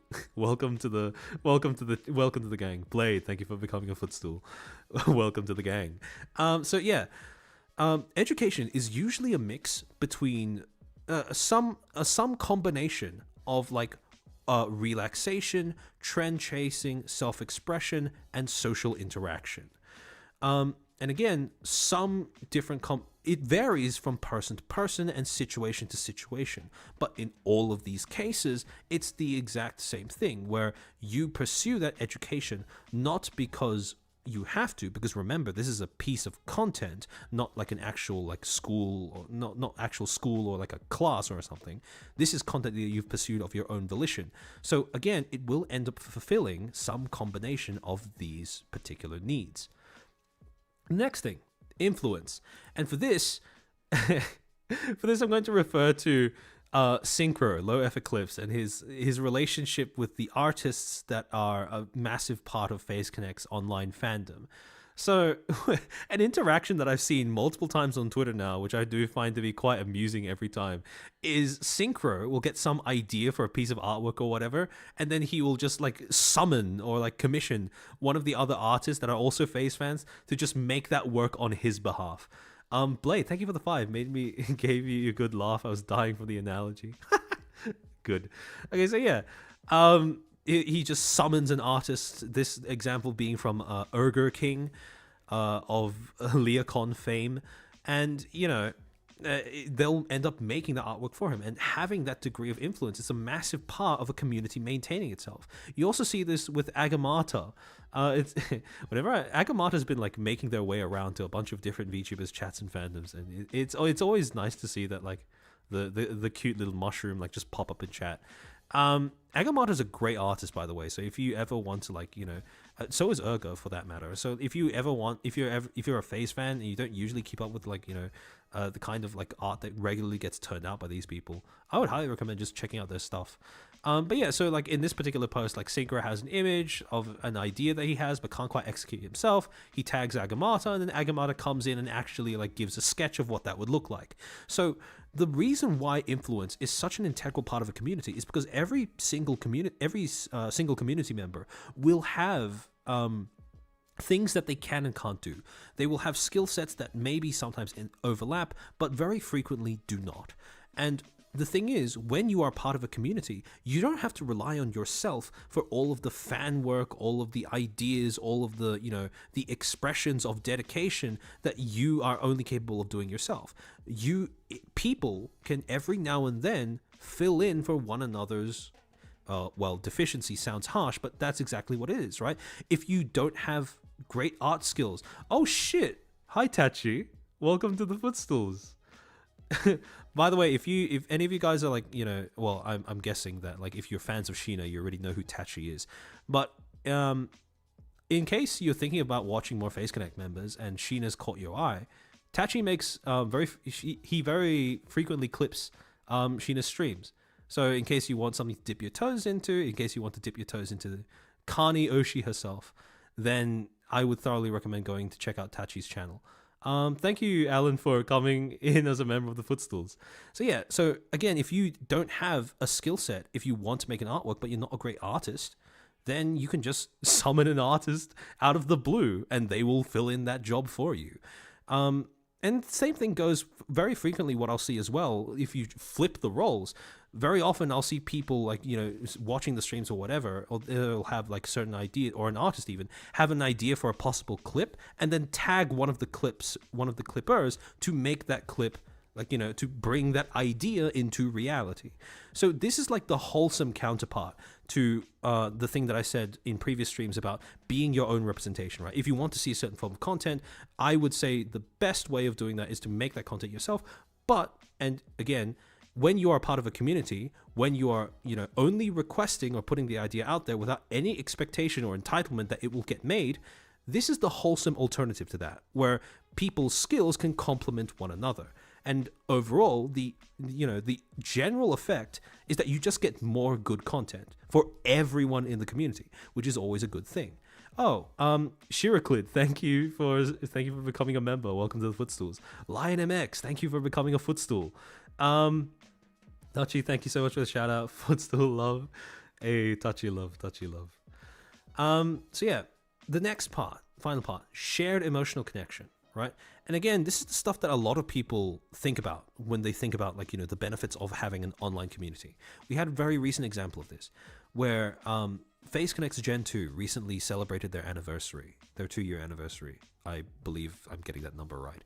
And then, you had Punko posting a marrow that she got of someone basically saying that her and her content helped them kickstart their journey out of depression. And having the ability to have this kind of effect, right, on your audience, that is the kind of stuff that rightfully defines what it means to be part of an online community. Because when you are capable of creating that sort of emotional connection, right? Again, like, there is a world in which it goes too far, or there is some sort of, like, unhealthy parasocial attachment. But I would argue that this is an example of good parasocial or healthy parasocial attachment, because this is this Ringo Dachi, right? This Ringo is presumably someone who didn't have a lot of, bright spots in their life in this period that they are describing. And the fact that Punko and her content is able to just come in and tide them over until they're able to get on top of things themselves, that is an aspect of content, of parasocial attachment to content, that I don't think people talk about as much. And that is an aspect of parasocial attachment, or sorry, the potential of content for parasocial attachment that is, I would argue, more healthy than unhealthy. Again, the balance is really difficult to maintain, but it helps to destigmatize the overall topic when we acknowledge that there are instances like this that exist as well. So, Kutsuyoi, yeah, watching Sheena has somehow genuinely infused positivity in my days. Yeah, I mean, like, a lot of Phase Connect members have that particular effect. That's also the reason why I've been, like, watching an uptick of, like, Sheena's streams and Sheena clips as well. But yeah, so on top of that, right? So yeah, I agree. Punko is wonderful. This is the good part of parasocialism. And again, parasocialism. This is a part of, like, parasocial relationships that, like I said before, is kind of underrepresented in discussions that people have about parasocial attachment. Kiara is super parasocial to her fans. Yeah. So again, having a parasocial relationship is not itself a bad thing, so long as you're able to maintain that boundary between parasocial attachment and possessiveness. In order to, like, as long as you're able to draw the line at possessiveness, you should be fine. And parasocial connections might actually end up helping people in some cases. So, we've talked about the components of what makes a community, but then we also have the different kinds of community participant. And this is where I mentioned earlier that I didn't really define tourists properly in the first time I talked about this. So essentially, right, the way that we define each of these 4 types of community participant is based on their degree of attachment to both the community and the content, because although those two things are connected, they are not the same thing. So tourists, very simply, are just people who are detached from both the content and the community. This is why I make a divide between good and bad tourist, because the word itself just means detached. It doesn't say anything as to, like, their method of engagement or their intentions when they enter a space. Then you have minglers, people who are attached to the community, but not as much to the content. The inverse of that, devotees, are hyper attached to the content, but maybe not from the community. And then finally, you have the insiders, who are attached to both the content and the community. These are the people who are the most integrated with both with the fandoms, because they have the attachment to the content that defines, most of the people being there, but they also have very close ties to the other people that exist in that fandom.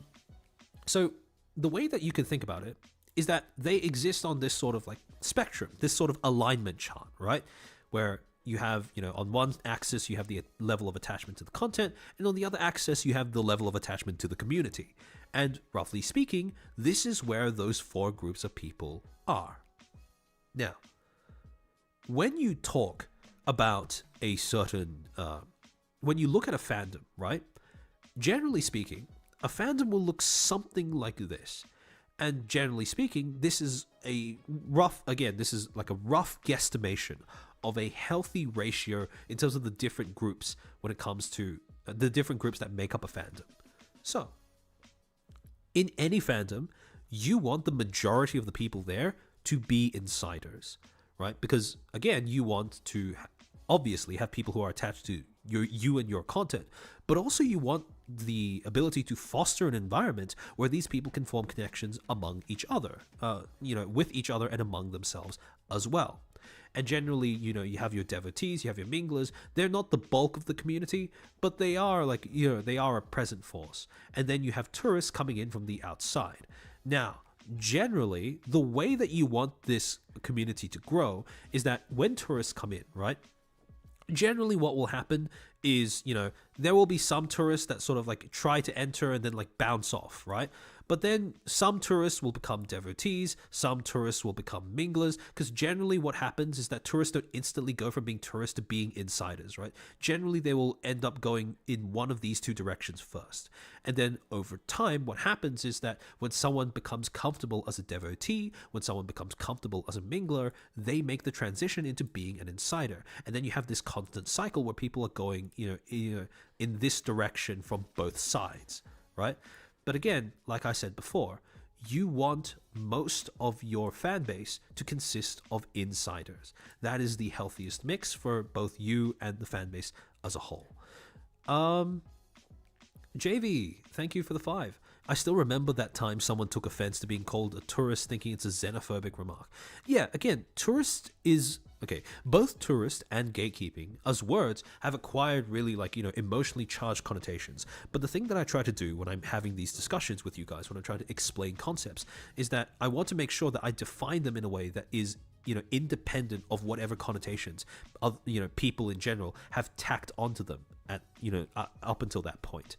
Which is why, again, when I talk about tourists, I only mean people who are detached from both the content and the community. It doesn't say anything about whether they are walking in with good intentions or not. It's just, again, whether they are attached or not. Very simple.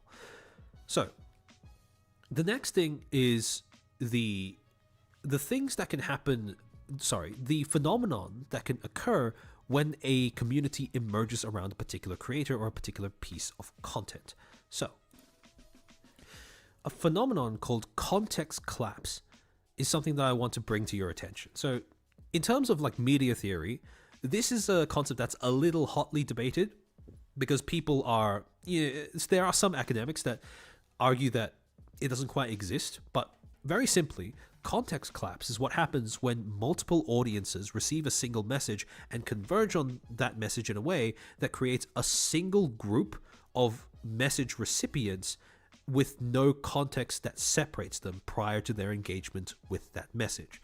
And very simply, instead of the straightforward method of communication where you have a messenger, a target audience, and the messenger just communicates something, to that audience. Instead, what's happening, and this is a direct result of how social media has changed the way that we communicate with one another, instead what happens is a messenger will put something on a platform and then different audiences, some of whom may be the target audience, end up converging on that message all at once. This is what creates context collapse because each of these audiences come from a separate, distinct context. They'll be walking in with a different way of interpreting and a different reason for engaging with the message that they are all converging upon. But you have no way as the messenger of separating between these people because all of them will come into your space of their own volition and all at once. So the reason why this is a debated concept is because some people are saying that context doesn't quite collapse, but that it just rebuilds itself, right? So essentially, when you put out a message, what first happens is that you will have that period of context collapse when a bunch of different people come in and interpret your message all at once. But when that group of people ends up solidifying into a new community, that community will then will end up establishing its own rules, regulations, and structures for itself, hence creating a new context. So again, there are arguments for both sides, but just simplest definition would be this. So in a way, clippers. Yeah, kind of.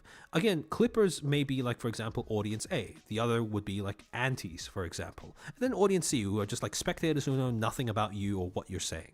And of course, then you have your target audience who you actually are aiming the message against.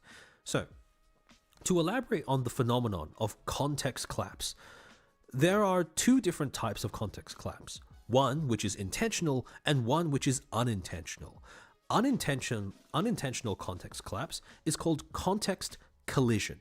And the reason why I talked so much about the VShojo audition announcement is because that is a key example of unintentional context collapse, like I said. So when you put out a message onto the internet, especially onto Twitter, what you get is that a bunch of people who you might not have intended to read what you said end up reading what you say and engaging with it just as much as everyone else. What makes it worse is that Twitter as a platform, and this is very similar to a lot of other platforms, they will algorithmically favor responses that generate more engagements and thus tend to be more negative than positive ones.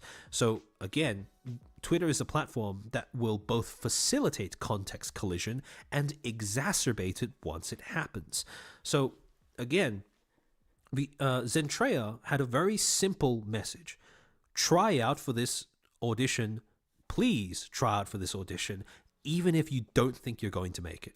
However, again, a lot of people in chat compared context collapse to a game of telephone, and that is exactly what happened in this particular case, because people interpreted this message as, a bunch of different things. Things like, Zen's, making a smoke screen, putting up a smoke screen for the way that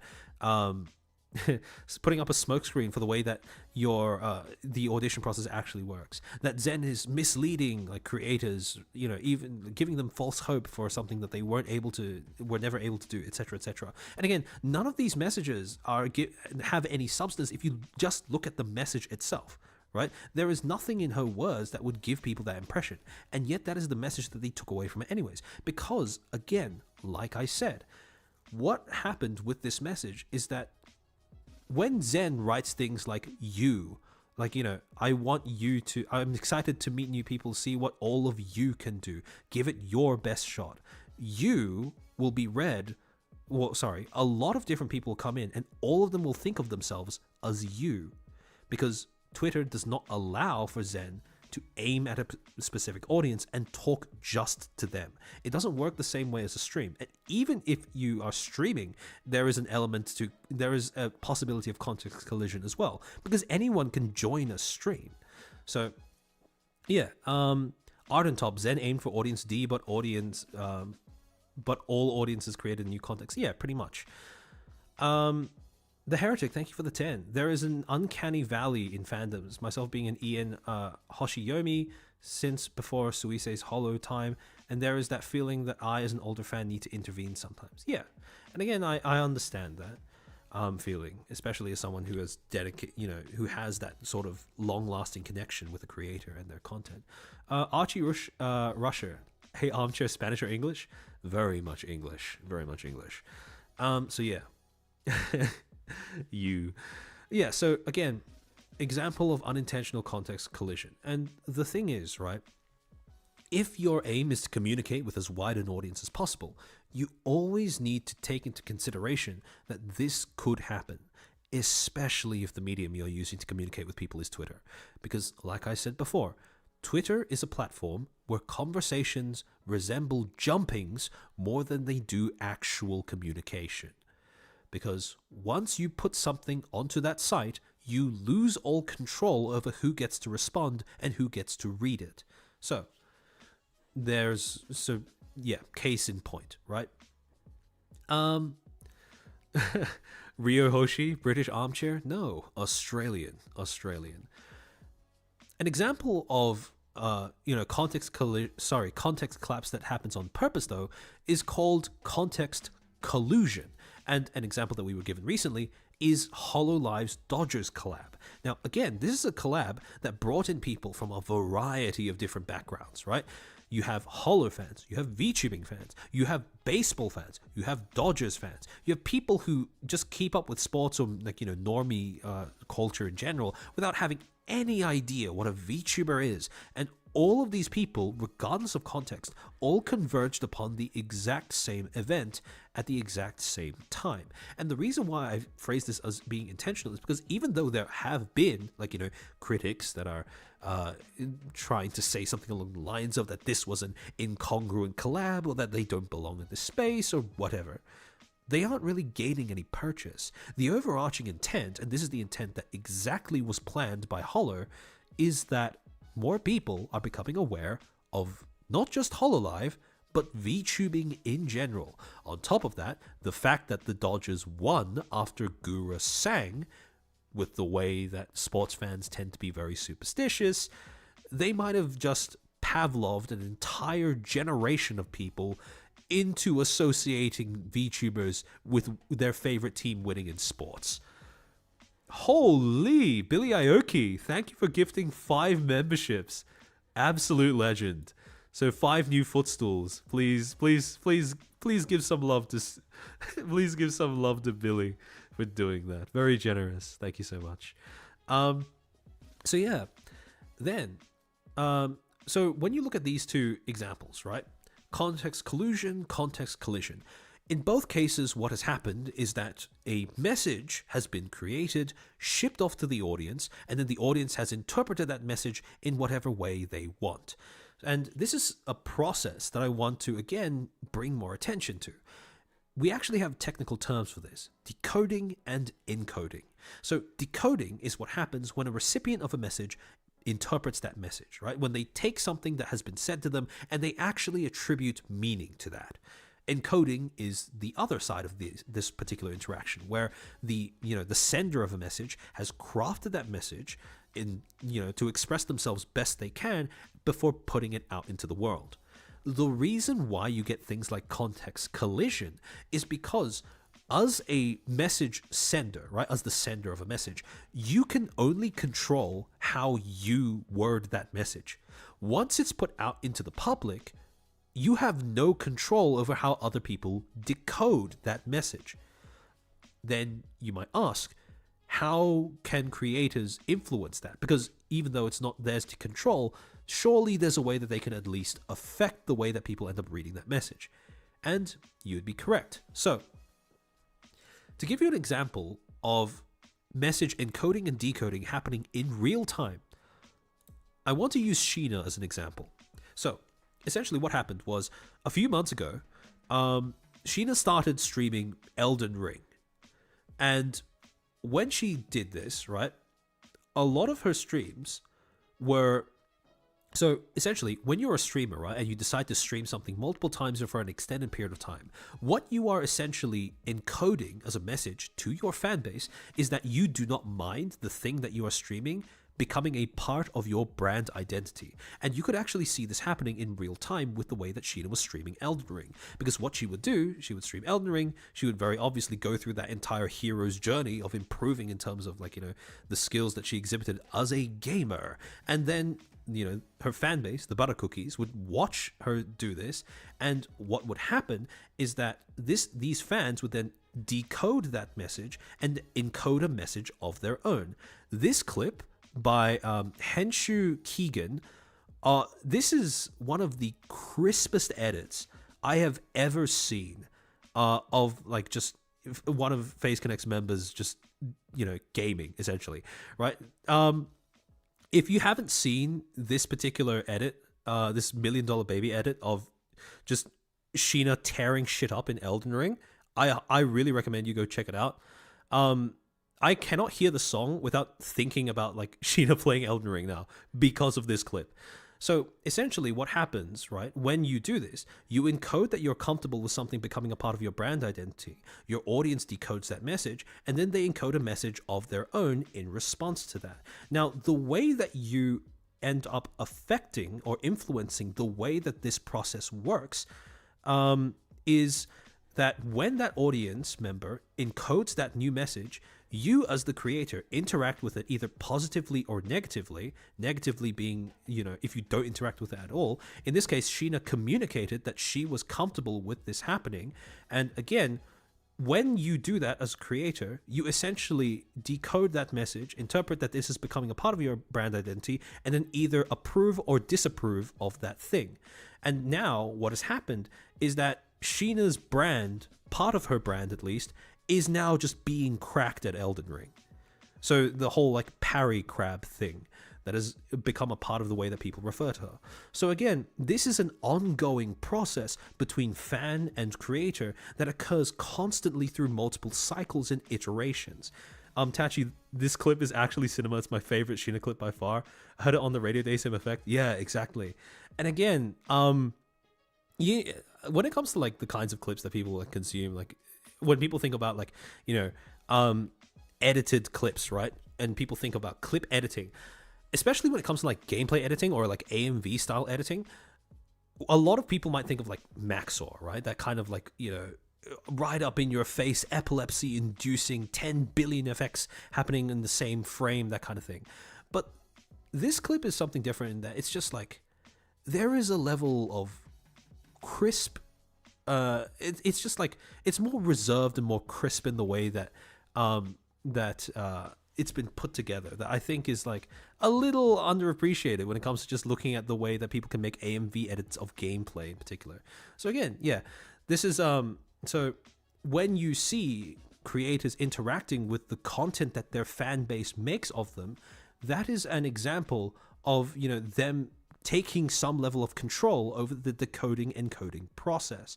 And as a result of that, right, when you look at the different memes, the different fan work that is being made from a creator's, that's made of a creator by their community, that in and of itself is an aspect of gatekeeping. Because remember, like I said before, gatekeeping is fundamentally ensuring the integrity of your brand image.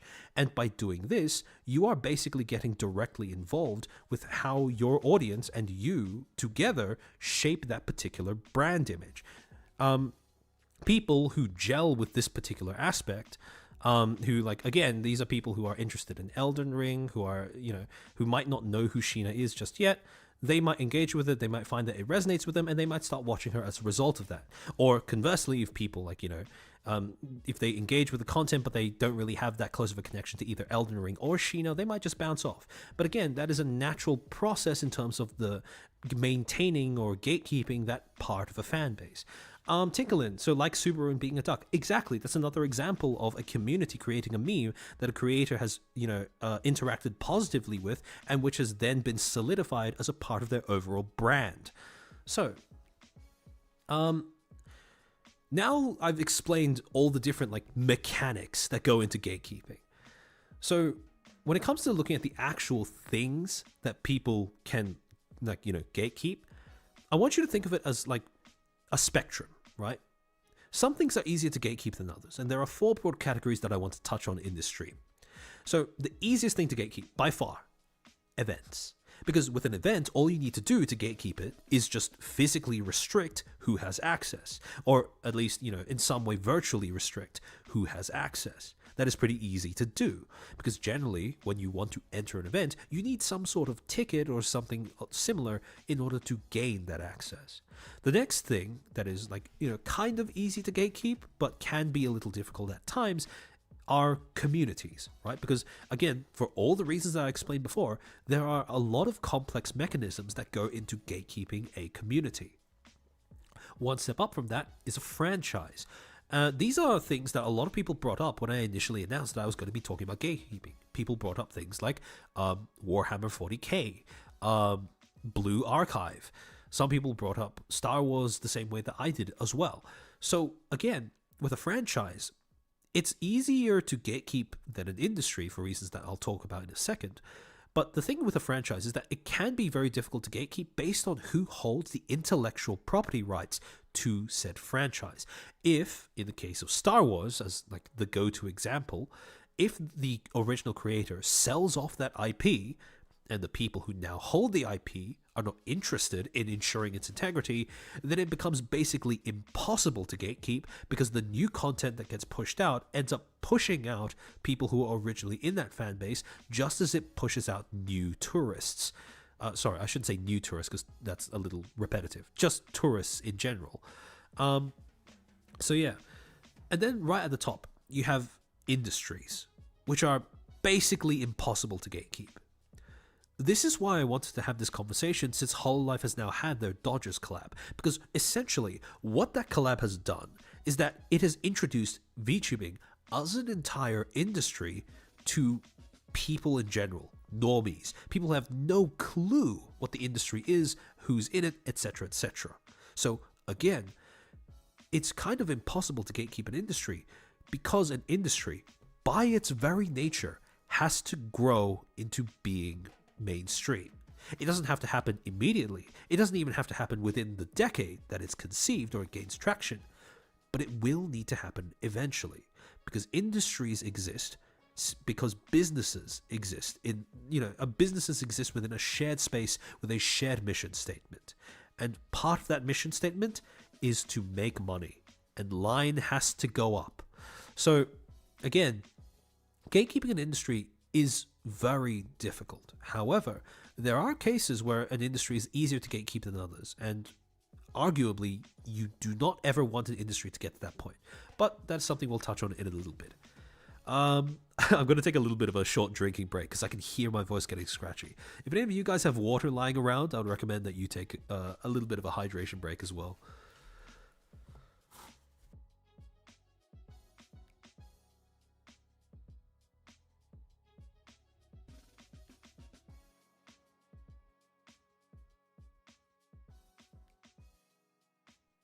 Sometimes I think about the viability of getting a nose transplant to stop mine from running so much. And then I realize my nose isn't the problem, because my entire immune system is just shot to shit. And we haven't invented a way of transplanting one of those just yet. I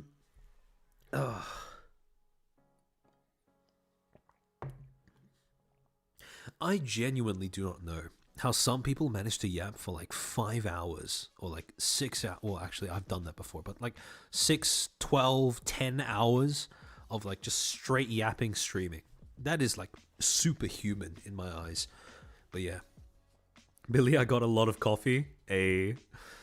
Ice water. It's summer here. I'm just chilling with my coffee. I have Baja Blast based. If your nose isn't running, how will you know it's working? True. Professor Armchair's academic mokoko. Hi. What do you mean by this? Okay, so anyways. So, if we're going to talk about these different sort of things that people gatekeep, and the different things that define the way that they are gatekept, let's look at the first two. Events may not possess a central overarching community, but they often end up integrating the brand identities of the people who attend those. So, for example, you might think of things like conventions, right? We recently had Anime Expo happen.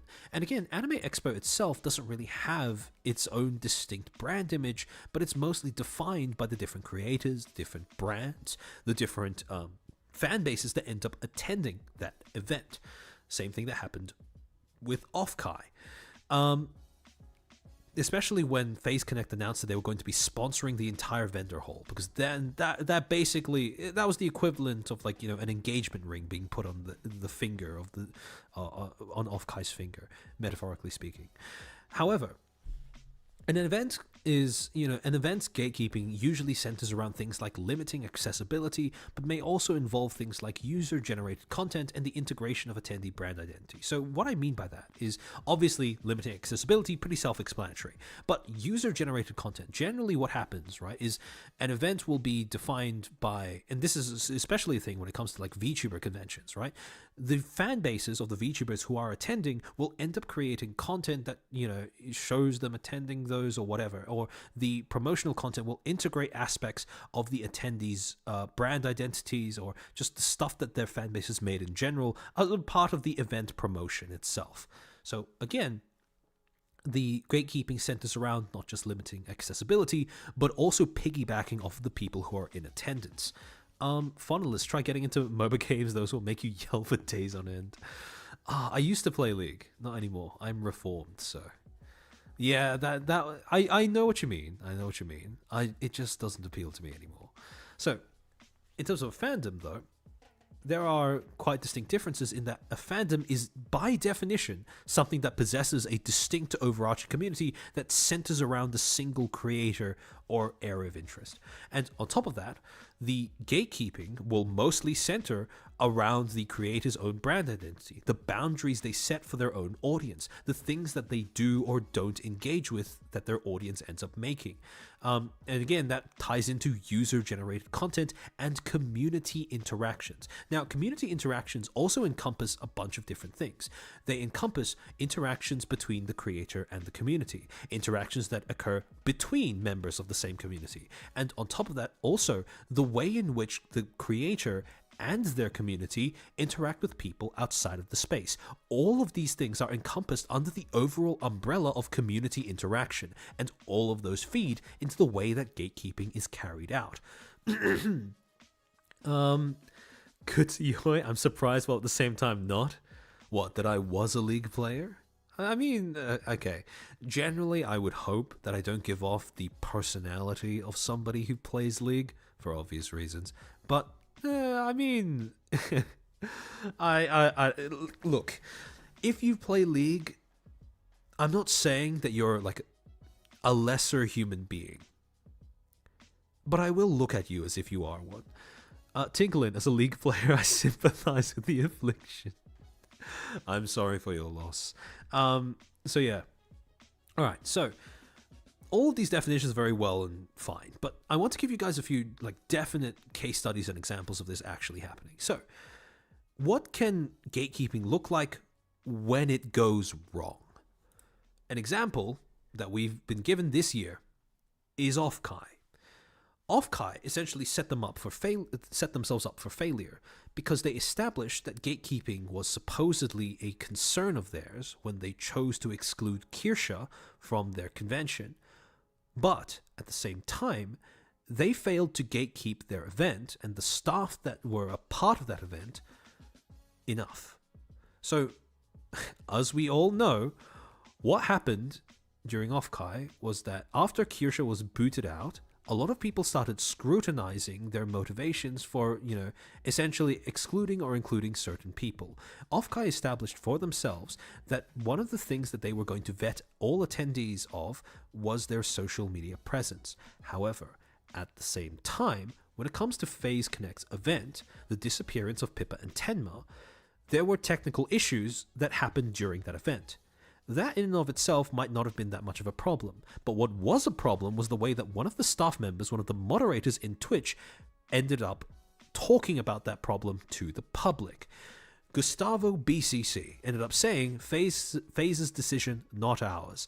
And when that occurred, that was the first thing that the public ended up seeing when they were trying to figure out what had actually happened with FaZe Connect's event. This is what people were going off of before Offkai ever made any official statement to the public. And even their official statement was incredibly vague. Now, the way that people interpreted this was that, Gustavo, as a representative of Offkai, basically ended up turning this entire thing into a blame game between Offkai and FaZe. And that is not what you want to do when you have your brand identity basically tethered to a major sponsor of your event.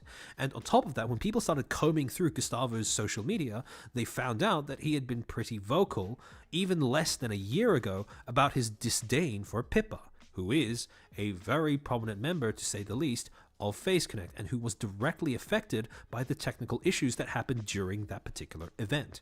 So again, this was a very obvious example of Offkai failing to gatekeep their staff or their event from essentially an inquisitor that was coming in from the outside, someone who very obviously exhibited resentment or disdain, if not hatred, for one of the people who were attending as a creator.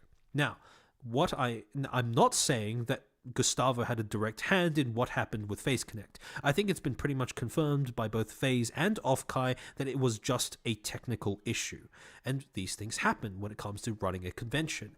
However, at the same time, the way that Gustavo ended up communicating this to the public was a massive failure on the part of Offkai.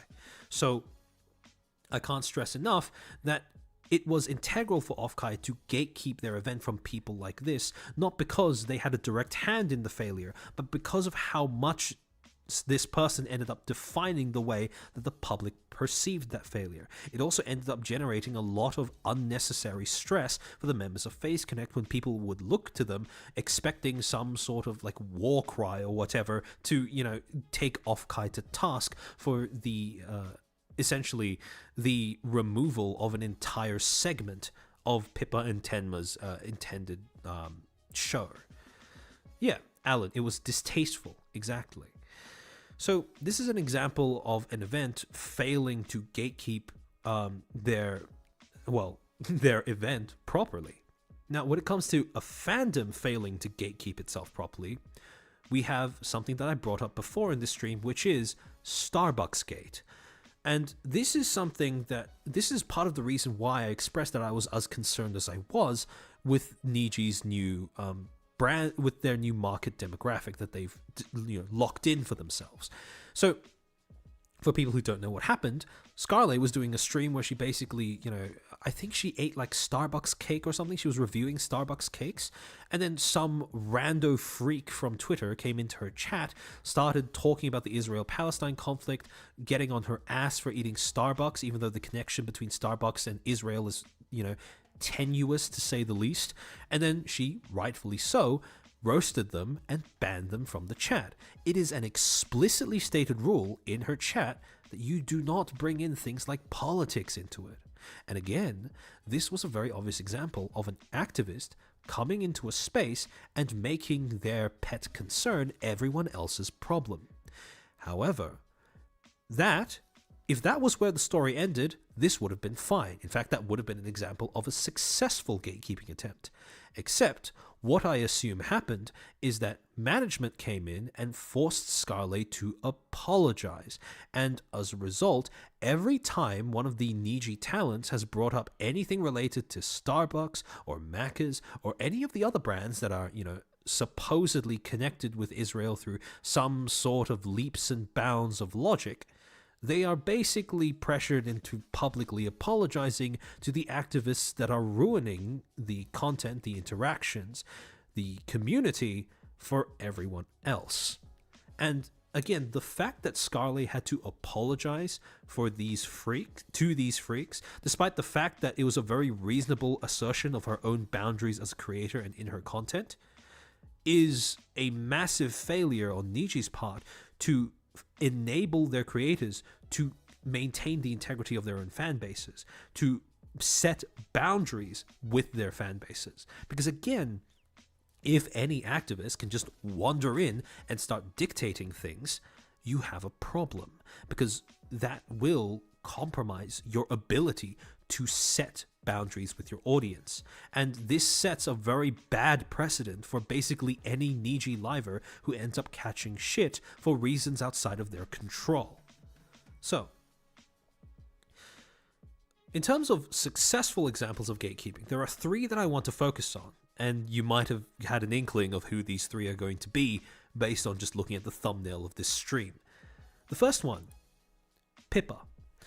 Immediately after the Offkai thing happened, right, there was, like I said before, a massive influx of people who had a hard-on for shitting on Offkai flooding into the members of FaZe Connect streams, especially Pippa, in order to try and get some sort of reaction or some sort of vocal condemnation of Offkai from them. And again, as per these clips of from Synchro, from Remelia Sentient Toilet, there was also one from Fayola as well.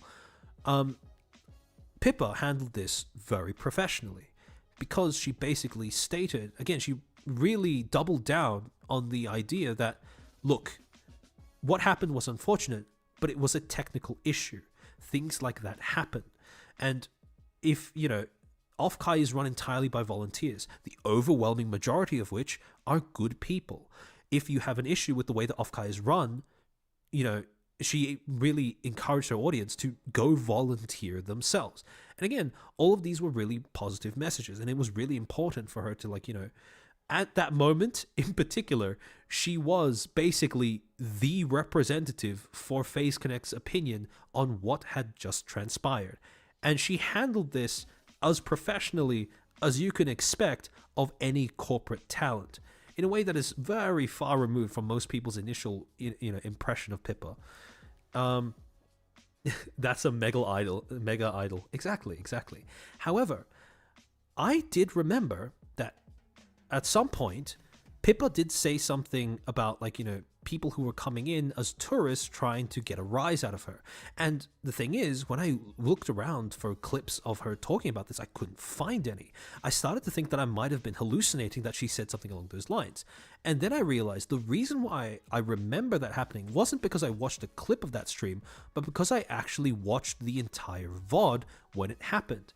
And in this particular stream, called Short Stream Where I Watch Offkai Videos, at the 28:32 second mark, Pippa basically explicitly addresses the issue of people flooding in from the outside who aren't actually, like, you know, fans of her, but rather just want her to satisfy their need to see Offkai get shit on.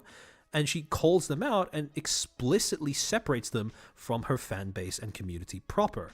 So there is a section where she states that it is an alarmingly common thing in the VTubing space where people will get angry on a creator's behalf, or people will have a hard-on for, like, some particular injustice that they've perceived, and go to a creator, claim to be a part of their community in order to facilitate them shitting on, like, something or someone. And again, these are an example of, like, you know, a combination of activists and inquisitors because they were only interested in punishing something that had happened in that particular space, and activists because they were going into her community not because they wanted to engage with her content, not because they were receptive to what she was trying to say, because again, she was trying really hard to be diplomatic in the way that she handled, diplomatic and professional in the way that she handled things, as is, like, you know, probably, like, the only correct move if you're, like, you know, part of a corpo. And on top of that, they, instead of engaging with that, they were just hoping that she would say something that they could use to satisfy their bloodlust. They were looking at the other members of the community not as capipis, but as other people that could join their voice in condemning Offkai. And these are the kinds of people that, as a creator, you need to be able to gatekeep from your audience. And this is exactly what Pippa ended up doing when she drew that boundary in that stream. So, something else that she did touch on, which I did find to be, like, kind of interesting, is that she made it very clear as well that what she was saying isn't, like, PR speak. It's genuinely how she feels. And again, I, like, as someone who has watched her content for, like, a while now, I believe her. And a lot of people will look at someone handle something with tact and instantly assume that that is a PR maneuver. And again, in a roundabout way, yeah, kind of, but it is only a PR maneuver in the same sense that just being a good person or a tactful person in general is PR. Because again, she's not really saying anything that's deceptive at all.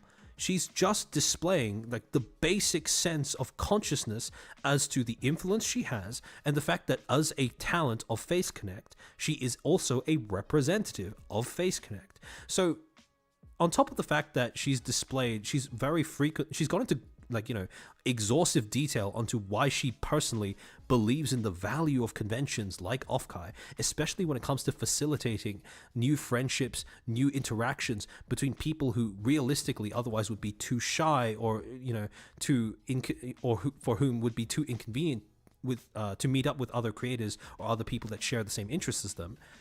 She is doing this not because, you know, not because she has to act as, like, a PR agent for, like, FaZe or anything, but just because it's just the right thing to do. So one of the things that I aim to do when I talk about PR like this is to sort of like, again, PR has a stigma, right? Because the only time that people realize that PR is being done is when it's done badly. Good PR is unnoticeable because it's inseparable from just being a decent person and a clear communicator. And that is basically what Pippa was doing in this particular stream. Blade, thank you for the 10. Niji's problem is that failure for itself of management, politics or not, management failed to realize that the rules that are placed onto also reminds me of Shy Lily and the other VTuber. Yeah, exactly. So, two separate points there that you've brought up, Blade, in your super. Niji's problem is the failure of setting boundaries, 100%, right? Again, if they just left the livers alone to set their own boundaries with their own audience, that would be fine. But they had to get involved and preserve whatever freaks are presumably paying them money. But on top of that, you brought up the Shy Lily and Small Lola situation. So the reason why Shy Lily and Pippa's responses to their respective situations was perfect is because it didn't feed into the shitstorm that was happening around the particular concern that they were addressing. Instead, they called out the game for what it was, which is people waiting on the sidelines, trying to capitalize on what they say, as a, like, either like watching and waiting for them to slip up in what they're talking about, and instead they addressed those people who are waiting for that kind of response directly. And again, that is the best way you can handle an audience like that, by calling out that they exist and addressing them particularly. So again, this is a very clear example of a VTuber gatekeeping their fandom to good effect. On the flip side, you also have fandoms who gatekeep their VTuber. And as an example of that, you have Henya from VShojo. Now, with Henya, a lot of people will know like the lore when it comes to the Hogwarts Legacy drama and with Pikami. So essentially what happened, Henya's previous life, a bunch of people, bunch of freaks basically decided to mount a coordinated harassment campaign against a bunch of VTubers who were playing Hogwarts Legacy under the pretext that it was supposedly an act of transphobia. One of these VTubers happened to be Pikami. And again, this was a mob of inquisitors and activists. Mostly inquisitors though, because their interest was not in anything to do with the fan base, not in anything to do with the content. They just wanted to make other people's lives hell. And when Pikami ended up graduating, a lot of people drew a connection between those two things happening, even though Pikami herself never stated that those two things were connected. She never stated that her graduation and the harassment she received over playing Hogwarts Legacy was connected in any way. However, again, because that thing was so, because that whole harassment campaign happened so quickly, I don't think her community was able to mount that, that sufficient of a defense against it that they would have needed to in order to preserve that situation. Also, I would say, from what Pikami has said, her graduation was going to happen at that point regardless. So I don't want to assume that the two are connected, even though she has never explicitly stated that they are. However, when Pikami re-debuted as Henya, what happened was a few things. This was an example of past life being a taboo actually working in the favor of the creator that is reincarnating. Because what happened was, the moment Henya debuted, a lot of people who were her fans from before heard her voice, instantly made the connection, and rejoiced over the fact that she was back. However, also as a result of that, because of the fact that her past life was not very easily connected, at least at the beginning, with her current activities, the tourists that had the inquisitors that had made her life hell before were not aware of what was happening until it was too late for them to do anything to any effect. Because what happened was, Henya then, she basically just went back to doing her own thing, and her fan base responded in kind. They basically, moved on from the whole controversy and doubled down on just reinforcing whatever she wanted to do content-wise. And that new flood of content created a surface that was too slippery, that had no purchase upon which inquisitors, activists, or anything of the like could use to gain purchase to mount that attack again. So this is this is an example of a fandom gatekeeping their VTuber, not by doing something like, loud or conspicuous, but simply facilitating that VTuber in doing whatever it is they want without any outside interference or interruption. So again, I can't stress enough how gatekeeping doesn't always have to be this sort of big, loud thing where you actually go to war with another group of people. It can be something as simple as just immersing yourself totally in the content that your favorite creator is putting out and simply ignoring everything that people try to do on the side. Because... Sorry. Because, again...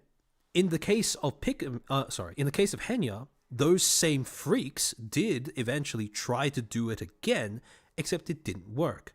Because since the fanbase and Henya herself never gave it any room to grip on, it just fell off and died in obscurity. Rightfully so. So, again, when you gatekeep your favorite VTuber, when you gatekeep your favorite content, it doesn't always have to be a war. It can just sometimes be you chugging along regardless, right?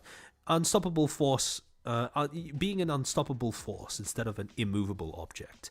Mercurius Orlicus, thank you for becoming a Footstool. Welcome to the club. JV, thank you for the 5. Henya and Dokibird are the ones that community calls unhateable. See what happens when people go after them. Exactly, and funny that you bring up Dokibird, because again, she is the next example. And this is something that I want to get into in particular, because Dokibird is a very interesting example of what happens when a fandom and a community take turns gatekeeping one another. And the reason why I went into such exhaustive detail on the whole decoding, encoding thing before was because Dokibird has been going through a constant process of that ever since her re-debut. Because Doki, in particular, was faced with a very unique and difficult problem to solve when it comes to shaping her brand identity. On one hand, both her career and her brand were massively kickstarted by tourists coming in from the outside. At the same time, she also has she wants to be able to reclaim all the aspects of her previous identity that were taken away from her, but she wants to be able to separate that from essentially from the place from whence she came. And on the surface, those two things might be very contradictory to one another. Oh, hi Rima. Hello. Oh, by the way, in case you guys didn't know, Rima recently announced that she's been onboarded by Mythic Talent, which is huge. So massive congrats on that. We now have a mythical horse in our midst. Cannot wait to see what Mythic facilitates in terms of the content. So yeah, with Dokibird, right? Essentially, what she was faced with was the issue of separating two things, right? She needed to somehow drum into her fanbase that Doki love does not equal Niji hate, and vice versa. So again, she had to reclaim all of these aspects of herself. Her intro cinematic, her fan name, even to some extent the aesthetics of her design, while still maintaining a separation between the constant dunking that was happening on Niji, which, again, arguably Niji has owned, but that's not a great thing that you want to build your brand as a creator on. Because unfortunately, well, actually, I take that back. Because unfortunately, if your brand gets tied to a particular agency, especially one that by definition is it's defined by its fuck-ups, when that agency ends up, destroying itself and falling off, you risk your own brand falling off as well. So there were a few things that Doki ended up doing here. First was the kind of content that she would engage with when her community would make fan work of her. Now, this is an example of the community actively gatekeeping their VTuber by simply going with the flow of whatever content that creator's putting out. Again, the Dragoons have been going hard on the fan work and memes that are completely in line and originate from whatever Doki happens to be doing at the time. When Doki debuted her Raven model, people started making memes of that. When Doki got into the whole, was it Street Fighter? craze, people started making like fan work and memes of that. Same thing that happened with the whole WrestleTuber situation. So again, this was an example of a fan base going about gatekeeping, not in any sort of loud or conspicuous way, but simply going along with what their creator was doing, how, following their creator's lead. However, on top of that, in the instances where there were fan works that had some sort of allusion to where Doki came from, the ones that she would interact with are always the ones that are subtle, not only subtle in the way that they reference that particular origin point, but also ones that focused more on what she gained than what they lost. So in particular, like, you have this reference to like, I've seen this before, referencing her collab with Tenjin. And again, it very much focuses on the joy of reuniting with a long lost friend or something, more than dunking on Niji. This was an example where you might have kind of made the connection that the business suits are an allusion to a video we've all had burned into our minds since then. But that's not, like, even though she acknowledges this artwork, the part that she actually ends up using in her thumbnail is just the bit at the top, right? She doesn't include the business suits in there. So again, it is a very careful way of making sure that the only things she interacts with are the things that she would actually want to contribute to her brand identity. However, an example of Dokibud then gatekeeping her fandom from people coming in from the outside with bad intentions, or at the very least questionable intentions, the Kikino animation. So basically what happened was this creator made a Shikanoko Koshtantan animation of Dokibird doing the dance in front of Vox and Alira, both looking very like beat up and sad. And that was, a lot of fan bases realized, kind of a very obvious kind of toxic attack on Niji, more so than it was a celebration of Doki. Kikino themselves took down the animation, replaced it with another one where it was just Mint and Doki instead. However, Doki never interacted with either of those two. Instead, the one that she ended up reposting was this, the exact same animation, but with the Dragoons instead. And the fact that she has picked and chosen that this is going to be the artwork that she ends up interacting with sends a very clear message to her fan base and to everyone outside of her fan base as well, that this is the kind of thing she wants to focus on. She wants to move forward, not look back. Oh shit. Hi, Zahara. Welcome to the Footstools. Thank you for becoming one. So yeah, and on top of that, when this became a big deal, she also reinforced that message with an explicit statement. I'll only make this statement once since I've been busy almost every day behind the scenes, but let's focus on the success and fun times together. We've already accomplished so much after only a few months, and I couldn't have done it without my Dragoons supporting me.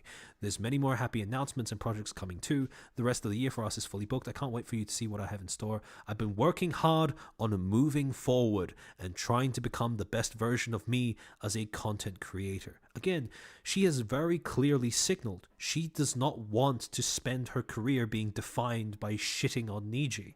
She's done that enough already by simply succeeding as her own creator, and that is the thing that she wants to define her brand identity, her success as her own creator.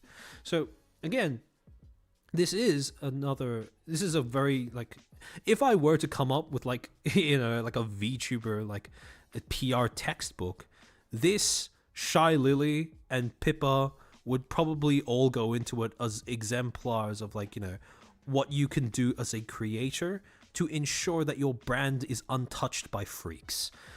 Okay, so this is, we've kind of covered the whole, like, fandom, creator, event dynamics when it comes to how you gatekeep those things. But next up are franchises and industries, and this is where gatekeeping becomes a little more difficult, if not kind of impossible in certain situations. So with a franchise, the capacity to gatekeep centers around IP ownership, right? So like I said before, if the holder of an IP sells it off, essentially they also sell off the ability for that community that is emerged around that IP to gatekeep that IP, right? So If they sell it off to a corporation that doesn't care about the fan base that already exists and will only put out content with the intention of pushing out that fan base with the, you know, the assumed goal of introducing a new one, there's nothing that fan base can really do, because at the end of the day, the fandom is defined by the content that is being put out. And if the content being put out does not satisfy the fan base, that fan base will simply dissolve and leave. Second thing, franchises can possess an overarching central community, but growth is not always a central concern. Obviously, with any franchise, it would be preferred for it to grow, but it doesn't have to grow at as exponential a rate as most businesses or industries have to.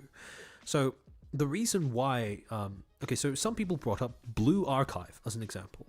Blue Archive wears its heart on its sleeve.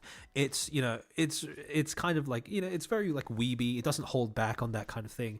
And its way of gatekeeping is basically, by default, dousing new entrants in the content that defines Blue Archive. And as a result of that, though, it doesn't have an interest in expanding into the mainstream, because it doesn't have to, right? It is a franchise that's growing just fine at its current pace, and it has a fan base that can actively sustain itself. And this is, you know, the quintessential. So the reason why I say IP ownership matters so much is because that might not always be the case, right? The IP holder defines whether that level of growth, that rate of growth, is okay. So with Blue Archive, their creators seem to be very fine with the rate at which their franchise is growing. However, with something like Star Wars, Disney obviously has some very different ideas of what is acceptable growth and what isn't acceptable growth. And the way that they are handling that IP reflects that concern. So the next thing about franchises is that gatekeeping centers around fandoms, user-generated content, and brand identity. So again, like I said before, user-generated content always a massive part of gatekeeping when it comes to, like, you know, franchises, communities, events in general, because you need to always take into account that constant dialogue between the creator of content and the fan base that makes stuff inspired by that content. Then the final thing is that franchises can exercise a moderate degree of control over who gets to enter the space. Again, because of the fact that not only do you have the fandom like having its own gatekeeping measures, but whether those gatekeeping measures are effective or not is entirely dependent on the IP holder. So again, it's not high, it's not low, it's somewhere in between, and it differs from case to case. Blade, thank you for the 20.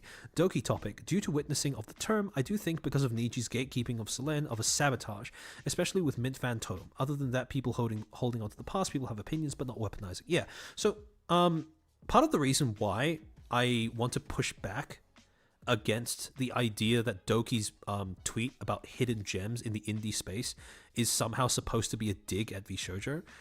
I don't think that's the case. One, because again, like I said before, it's reasonable to assume that she just made that post because she saw people talking about it, regardless of whether VShojo was the reason why people were talking about it or not.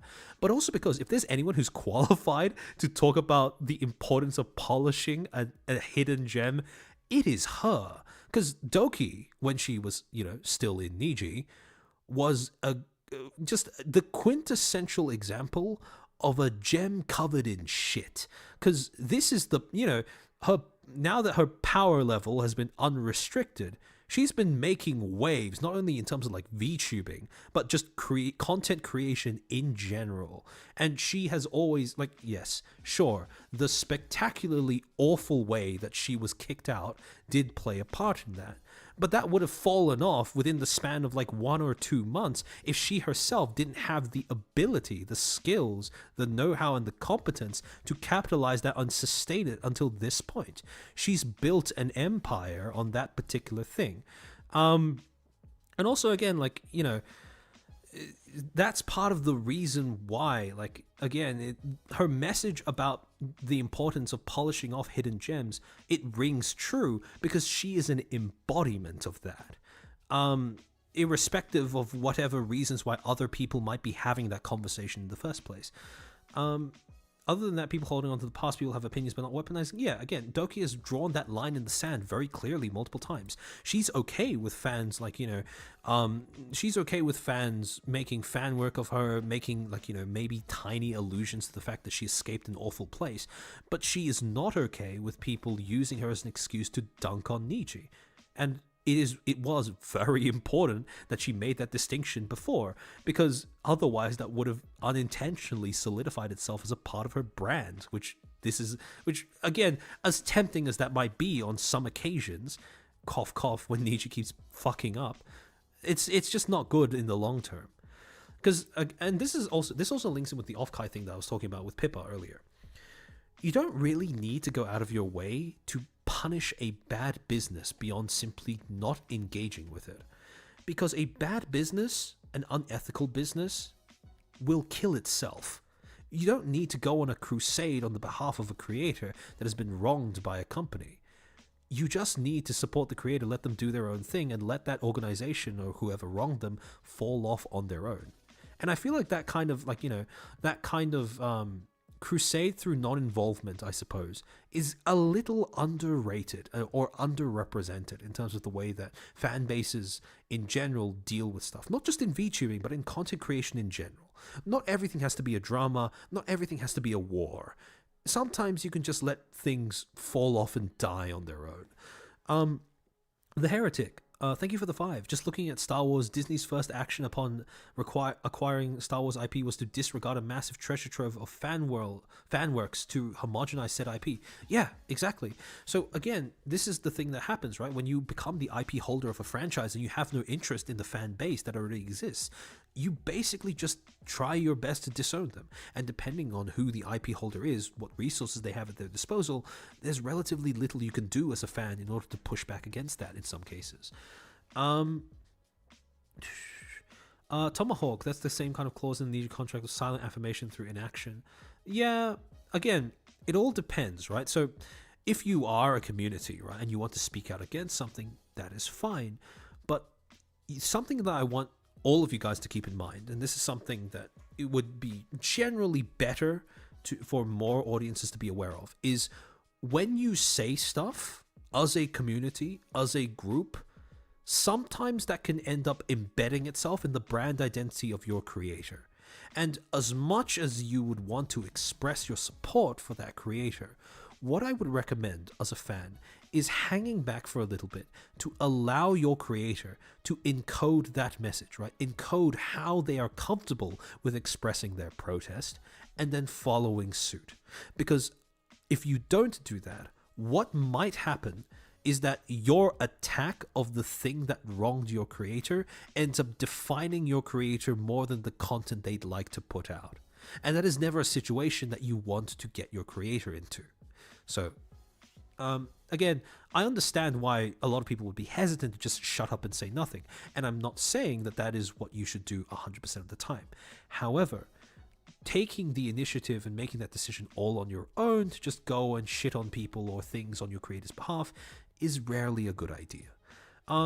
Sarah, Chair, I think of another franchise that is Azure Lane, because every time they release, it's a really risque skin. Twitter always blows up about it, and the game gets more eyes on it. Yeah, I mean that I wouldn't say that's an interesting example that you bring up, because that is a sort of like an overlap between both promotion and gatekeeping, because it does both at the same time.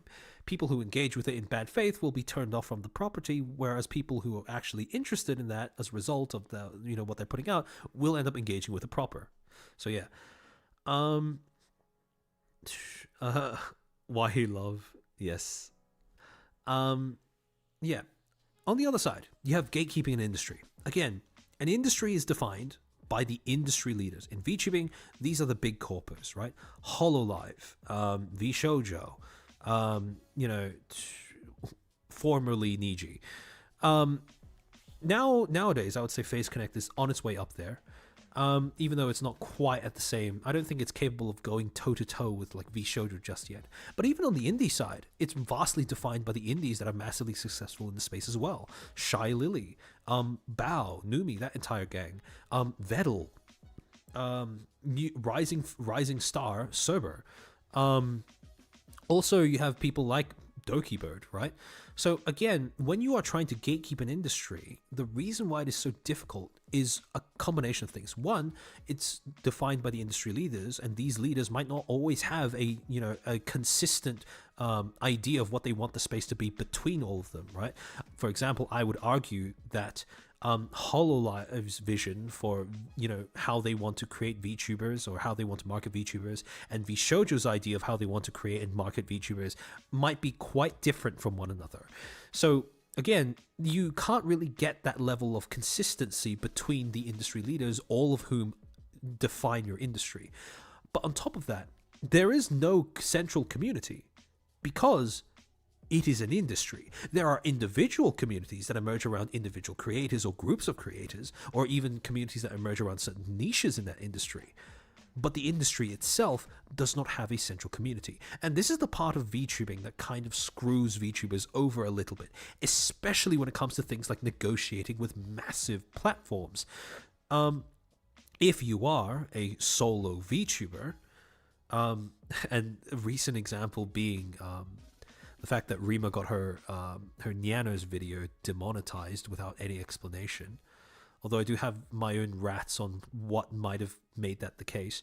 When you are a single creator and you're trying to negotiate an outcome or an enforcement action with a platform, because you are not a corporation, because you only have your own community, not the community that would accompany, let's say, an entire franchise with you, you don't have as much bargaining power when you're trying to, essentially ask for accountability from a massive entity like a platform. And with VTubing in particular, because of the fact that it's an industry, not a community, it also leaves individual VTubers with a little bit less bargaining power when they need to communicate or open up a conversation with platforms, especially. So yeah. Again, this is an aspect that maybe as VTubing gets bigger, maybe at some point it becomes more unified, maybe there is something resembling a central VTuber community that exists, but for now at least, that is more a nebulous term that people will use for convenience than something that is actually true of the space. Growth, the next thing that makes gatekeeping an industry hard is that growth is always a concern. The goal of any industry is to break out into the mainstream and start grabbing new entrants that way. Again, the line always has to go up. There is no alternative because that's simply the way that it works. Mercurius Olicus, thank you for the 5. It's been 50 years since D&D released. Wizards of the Coast released a book shitting on the creator. Yeah, I saw that. So for people who don't know, D&D IP is held by Wizards of the Coast, and Wizards of the Coast recently released a book where their foreword was basically them calling the original creators of D&D a bunch of misogynists and bigots. And again, because of the fact that they hold the IP, the pushback for that is going to be kind of disorganized, and D&D as a result is a brand that has kind of suffered as a result of the mismanagement they've had under Wizards. But yeah, again, like I said, that's part of the reason why gatekeeping a franchise can be so difficult, because it entirely depends on who holds the IP and who you sell it to. So yeah, back on the topic of industries, right? Because the line always has to go up, it is relatively difficult to gatekeep because you need normies. You want to be mainstream. The next thing, gatekeeping, when you're talking about gatekeeping an industry, preventing new companies, new corporations, new agencies, new talents from emerging in that industry.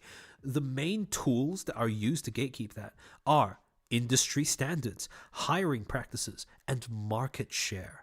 Market share, because whoever has the largest audience gets to define how that audience sees the entire industry.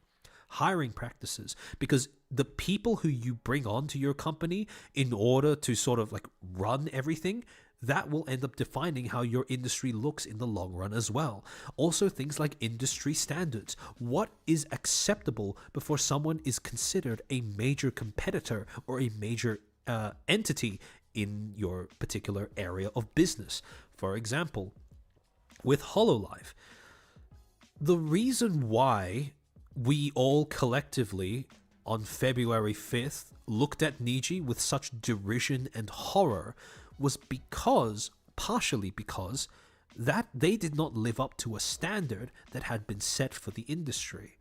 So far, Hololive has been the clear industry leader in terms of setting acceptable practice, setting expectations for what is considered acceptable corpo VTuber practices, and Niji did not live up to that. As a result, they basically fell out of favor with all of all of the wider VTubing space. And those industry standards are important because had Hololive and Niji been doing the exact same thing, if that whole thing came to light with, Selen and Dokibird, people probably wouldn't have been as horrified and wouldn't have been as much on Niji's ass as, we were. So, again, the standards you set for your industry end up defining how that industry is gatekept. Because there is entirely a chance that Niji at some point in the future gets pushed out of the space, at least in terms of EN VTubing, because they will end up losing their market share as well. Another thing, the reason why I say that industries can exercise a low to moderate degree of control over who gets to enter the space is because it depends entirely on the industry leaders, how large they are, and more importantly, how much market share they have. Because there is one scenario where an industry can be gatekept very easily, and that is when the industry is dominated by a monopoly.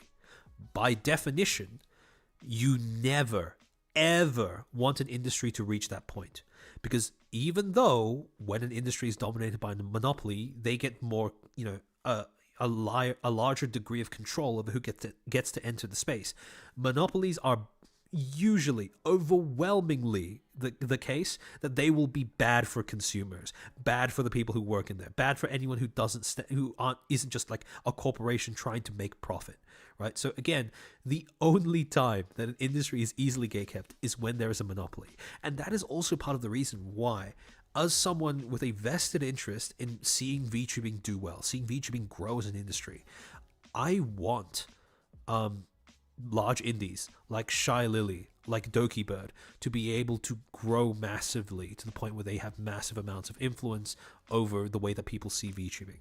I want organizations like FaZe, like VShojo, to grow to the point where they can, at very least, hold their own as brands when you hold them up next to Hololive, because you never want a monopoly. As good as Hololive does seem as a corpo, as beneficial an environment as it seems to create for its talents, part of the reason why we can, as fans, rest easy at night knowing that will probably be the case when we wake up tomorrow is because Hololive still has a reason to compete. There are other places that talents can go if they do not do a good enough job of looking after them.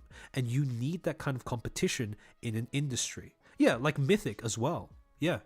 So again, it's kind of interesting that when I think of Mythic, I don't really think of it in terms of like VTubing, even though they do have a lot of VTubers under their wing. But yeah, having Mythic be a prominent player in the VTubing space, in VTubing industry, is good as well, because they introduce another element of competition that makes sure that both consumers, both audiences, and the VTubers that people care about so much have places to go, that they're not locked into just one place where they either swim or sink. So, again, usually an industry is pretty hard to gatekeep because it has to grow.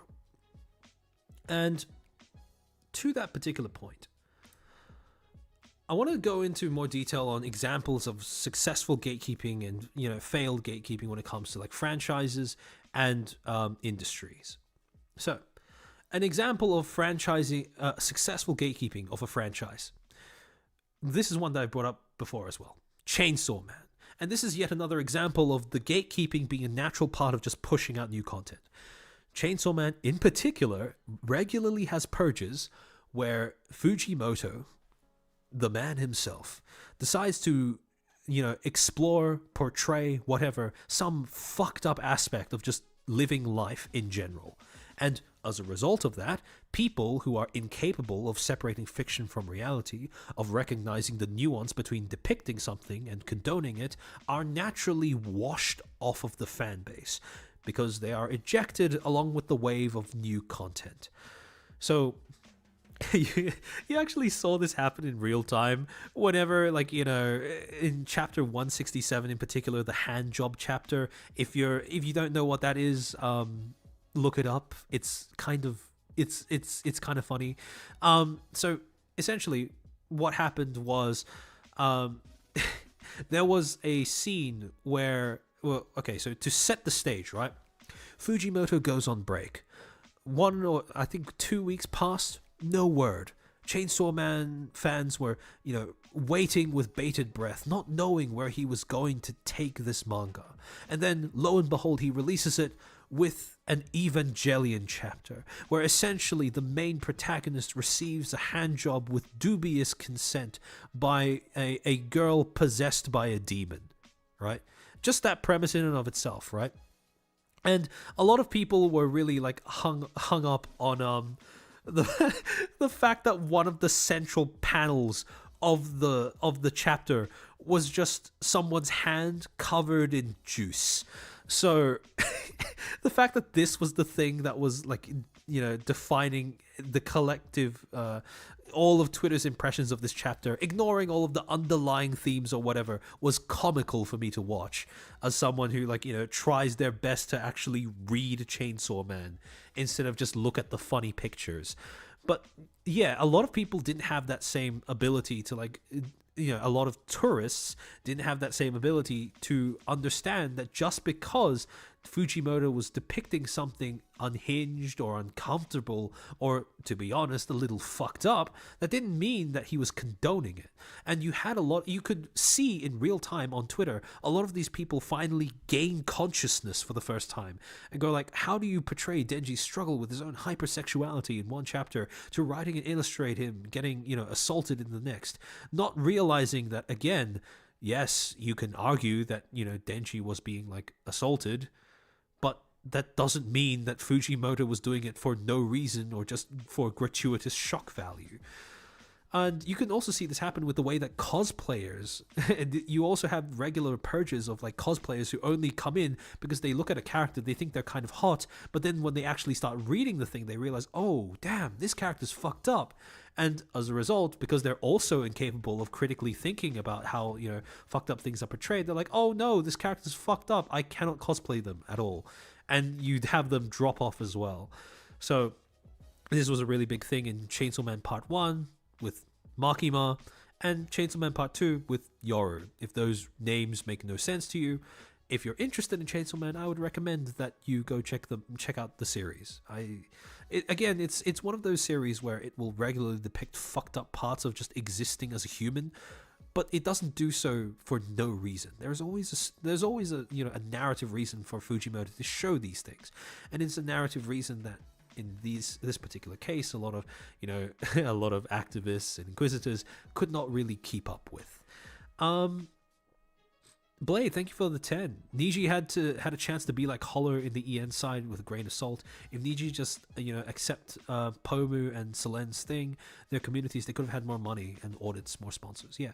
So I talked about this in my first ever stream on this channel, but my theory with Niji is that they are essentially treating their corporation like a dollhouse, where they have a story, a set list of who they want to be their representatives, which fan bases they want to define their brand image, and they do not want to stray from that predetermined decision, which is why I think it's pretty obvious who they've decided they want their brand image to be defined by. But when creators like Pomu and Selen ended up having fan bases that cropped up and became more prominent than they expected, instead of rewarding that, they actively tried to curb it. And that is where I think Niji has failed, because they failed to acknowledge the humanity in running a VTuber corpo. You cannot walk into VTuber management, talent management, and expect that, okay, let's say, for example, I have a generation of 5 people. These two, I'm going to, those two are going to take off. That's going to be the case. I'm going to do everything in my power to make sure those two take off. And if other people take off, that's their own thing, right? You can't go into managing a bunch of talents with that mindset. Because let's say, for example, instead of talent A or B taking off, talent C takes off instead. Logically, if you were managing this this business built on humanity in a humane manner, you would pivot your strategy to accommodate that sudden influx. But instead, Niji kind of just, they punished that instead. So that's, yeah, I do think that's where they kind of like fell on their ass a little bit as a corpo. Panelist Asa got the tourists all over her hand and she wiped them off. Yep. If you only just tuned in the stream, you don't know what that's a reference to, rewind the VOD. You will be pleasantly surprised by something that you find. Armchair expert, the people by that logic would think that the creator team of Oshinoko condones suicide. Exactly, yeah. And again, it's a really valuable thing to know the difference between portraying something and condoning something. And Twitter is unfortunately not very good at accommodating that. That is a separate thing that I might rat about later in a future stream about the way that these platforms are built and the kind of audiences they try to foster as a result of the way that they are, like their algorithms work and stuff.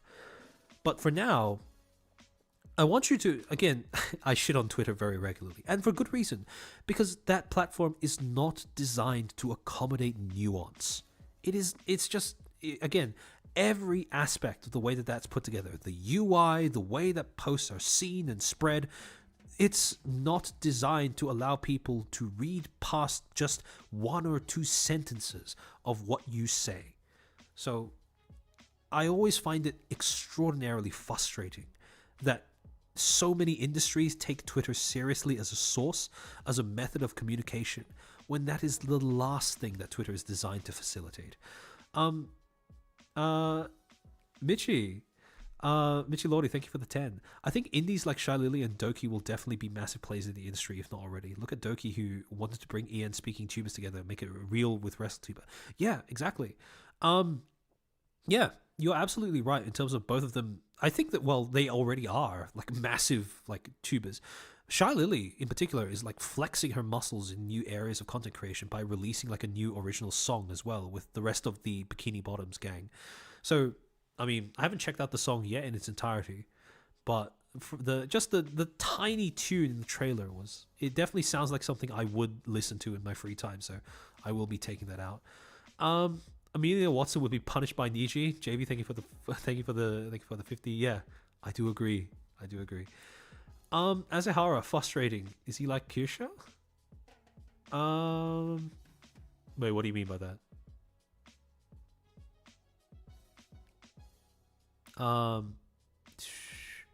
Because she's innovative, constantly. Selene is a prime example of Niji completely fumbling her growth. Yeah, exactly. Absolutely love Shadow. Yeah, me too. Armchair expert. Okay, I gotta ask, how do you feel about Tumblr refugees who have figured to have saved Twitter by making the place super toxic? I was never on Tumblr. All I know about Tumblr is what everyone else has been saying about it. So probably don't have I'm not equipped to give a proper opinion on it. But again, even if when I look at platforms in the way that they are, I rarely will instantly assume that the platform is the way it is because of the users, but more because of the way that it's designed. And that is something that a lot of people don't really register when they use platforms, is that they are designed to facilitate a certain kind of interaction.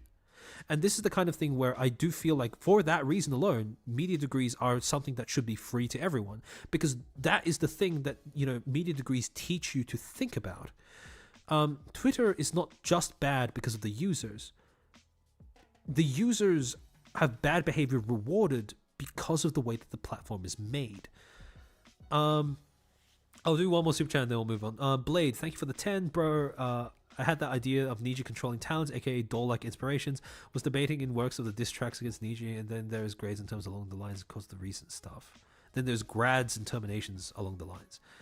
Yeah. I mean, yeah. Again, when you manage people, you can't treat them like objects. They're not going to do exactly what you predict and want them to do.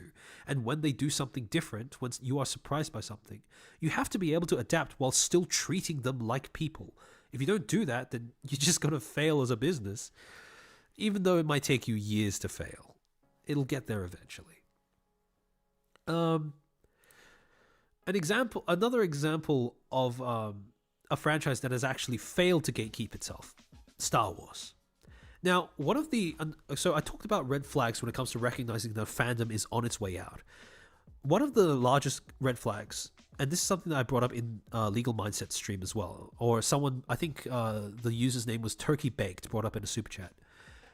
When a fandom, the content creation aspect of that fandom, when it starts being taken over by people who don't have a vested interest in that particular content, that is a massive red flag. When people who actively hate the franchise or hate the fans that already exist as a part of a franchise end up being given positions of power in creating the content that falls under that franchise has a limited life expectancy. And you see this with Star Wars, where you have a combination of a bunch of different things. One, you have traditional media plus the people who are now involved with making Star Wars content who are actively antagonistic towards the fan base.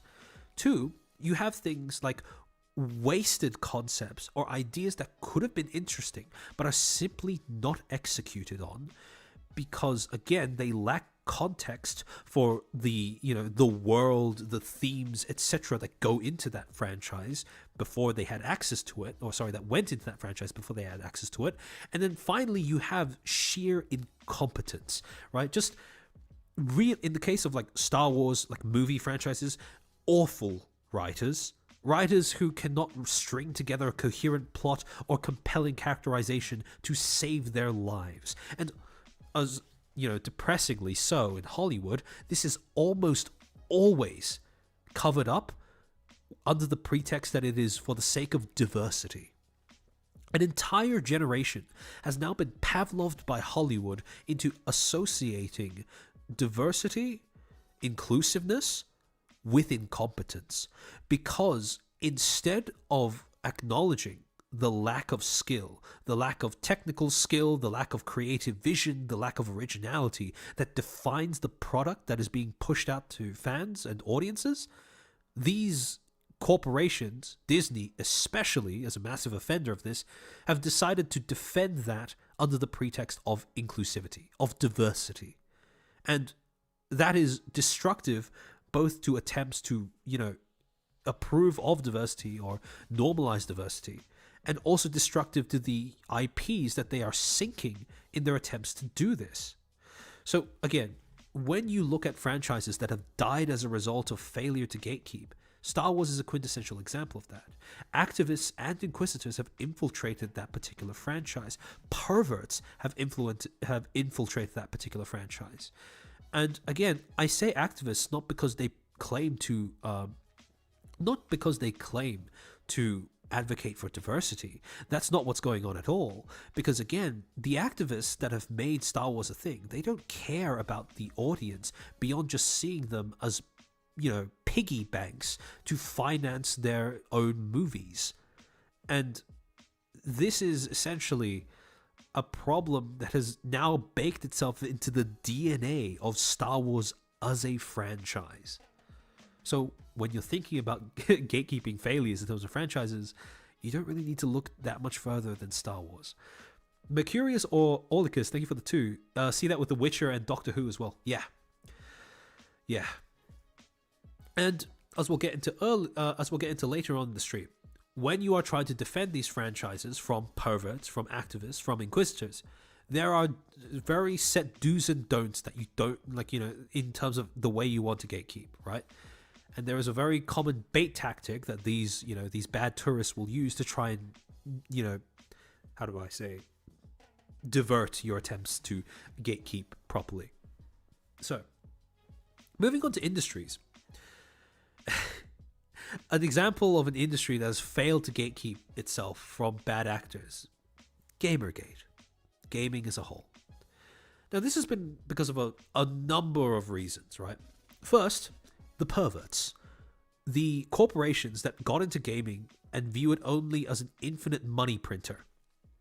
This is stuff like Star Citizen, introducing $48,000 bundles, like essentially pre-order bundles, for things that don't even exist yet. Again, these corporations are fucking the industry, because now AAA is a joke since it's entirely been boiled away into just being a massive money printing enterprise. People don't care. Well, corporations don't care about the consumers that are making their profits happen, that are playing their games. Instead of seeing the fans for what they are, which is people, they are just viewed as glorified piggy banks. On top of that, you also have the activists and inquisitors that have taken over journalism in the gaming sphere. Journalism, in theory, is supposed to act as a voice of the people, a medium that people can use to make themselves heard when they're speaking to the power that is corporations that dominate the space. Except, unfortunately, journalists in gaming have lost that purpose entirely. Instead, they spend half of their time filleting the shaft of these corporations and the other half of their time attacking the fan bases for, frankly speaking, idiotic reasons. Case in point, Resident Evil 5 is too racist for a remake. Very infamous article by The Gamer, which has become a joke in and of itself. But then also you have more subtle things. And this, Bricky, if you don't know who Bricky is, he's a... he makes really well edited and well put together video game reviews and think pieces on like various games or just things in the gaming sphere. And he made a video 6 months ago about the VGAs, right? The Video Game Awards, where he basically pointed out that this was, although it was, it's stated that it was it marketed itself as a celebration of achievements by people in the gaming industry. It ended up being more of a massive advertisement board for a bunch of different upcoming games and franchises instead. And he pointed out how that particular shift from celebrating the accomplishments of industry players to just advertising in general, how that shift ended up making him feel very uncomfortable as a viewer. And again, this is a massive red flag when it comes to symptoms that a fandom is starting to die, when the achievements by people who are responsible for making the content that people enjoy are playing second fiddle to just selling you stuff.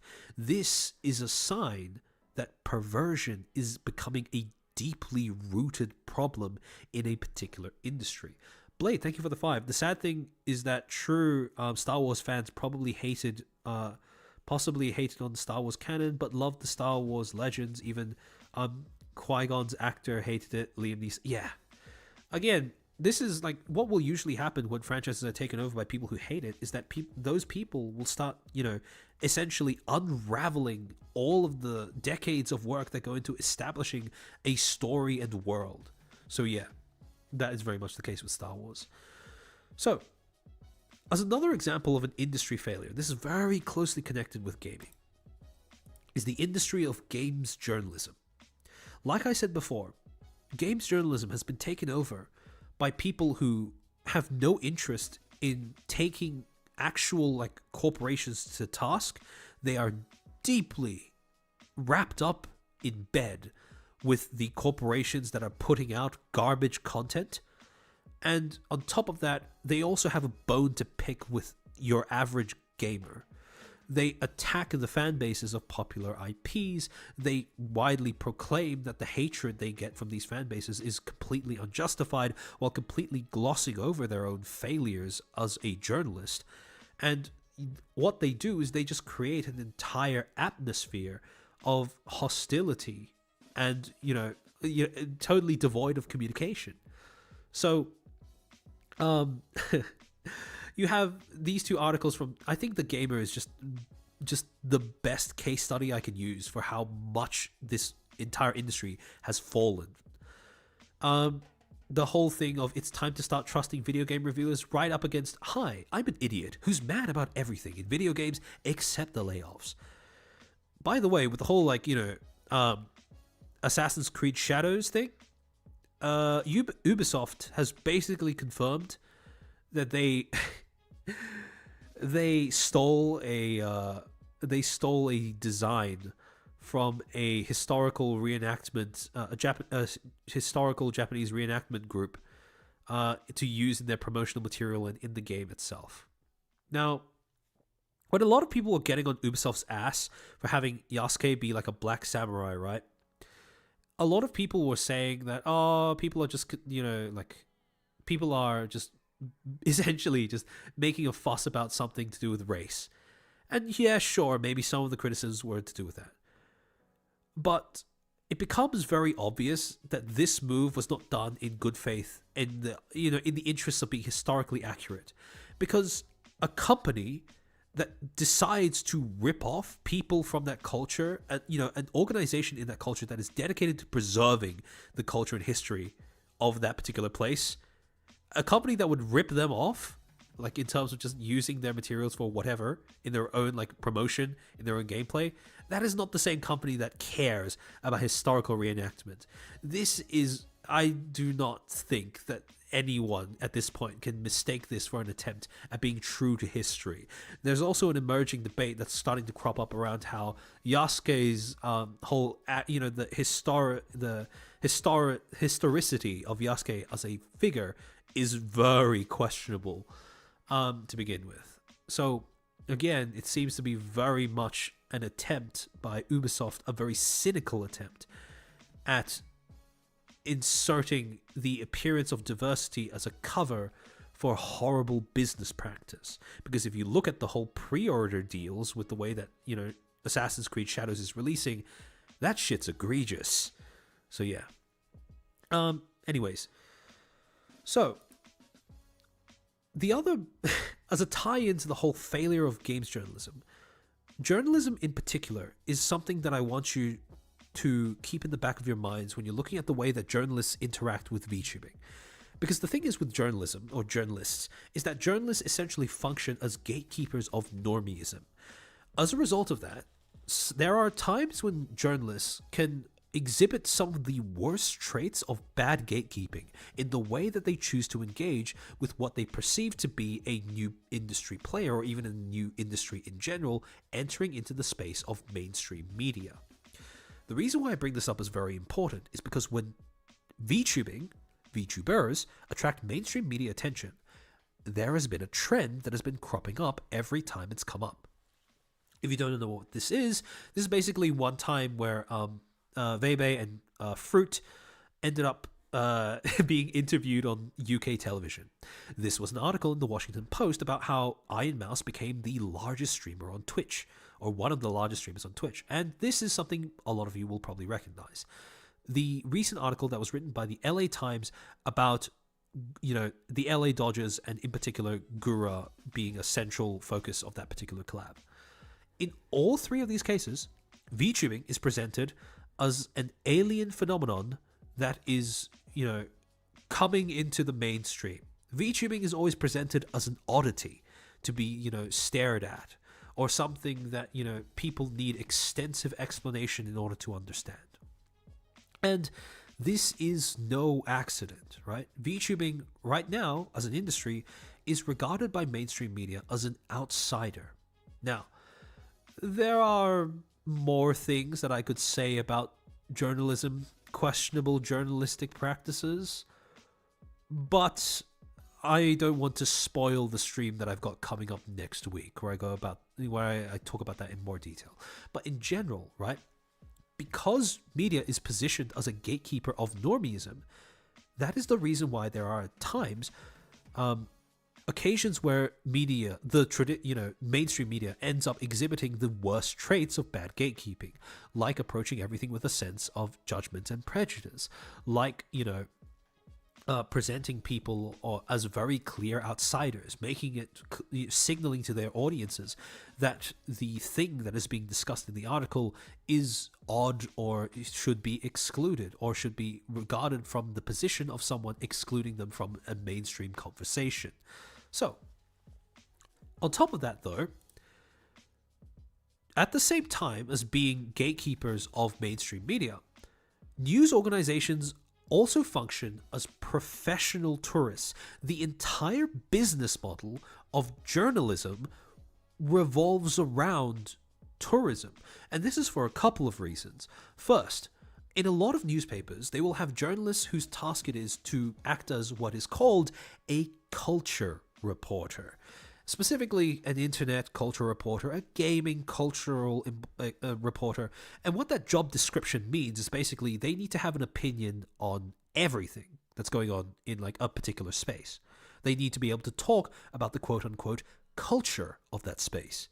However, at the same time, journalism is an industry that is as much of a meat grinder as some of the blackest companies that exist in VTubing.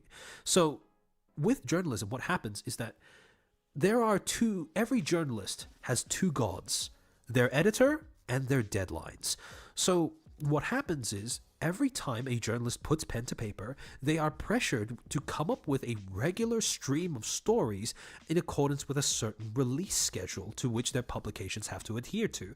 However, when you combine these two things together, this means that a journalist is required to have an opinion on everything, but they're also disincentivized from actually taking the time to properly research and properly contextualize themselves in the space of whatever it is they are talking about. This is why I refer to journalism as professional tourism. And as a result of this, when you combine this with the fact that, journalists position themselves as gatekeepers of the mainstream, this is why journalism in particular, as an entire industry, combines some of the worst traits of bad gatekeeping with bad tourism. And the end result is that journalism in recent years, over the last 2 decades, has slowly evolved into being basically Twitter. And journalists and Twitter are a match made in hell because they reinforce one another's worst aspects. Twitter is junk food for journalism because it is a very easy source of controversy and topics to talk about if you just need to turn in an article and you don't care what that article is about. And provided your editor doesn't care about what it's about either, which, to be fair, isn't that unusual. And what happens is that because Twitter has solidified itself as the junk food of journalism, journalists and Twitter revolve around one another. Journalists have started shaping their entire writing styles, their entire opinions, based off of what people say on Twitter. And the problem is that this has been baked into the way that journalists are educated as well. So, when I was doing my journalism units over the course of my media degree, sorry, give me a second to blow my nose.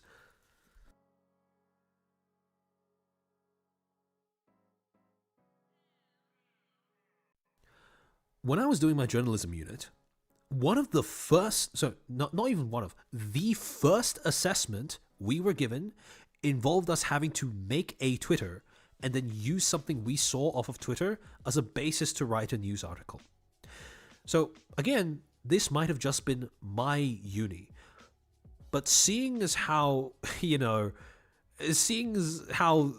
direction that journalism has been going over the last few years, it would not surprise me if this is a thing that happens in a bunch of different universities when they teach media and in particular journalism.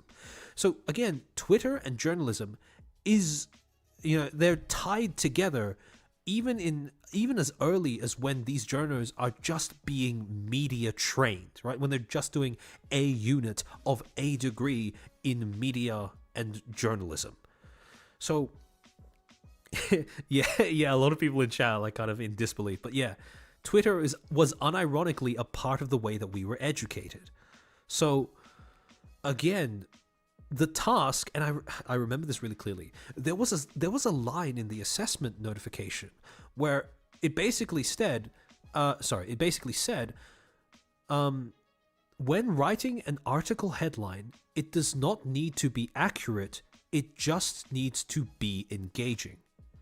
And when I saw that, it made a lot of things make a lot of sense when I was, in terms of the observations that I've made about the way that news has been written over the last few decades.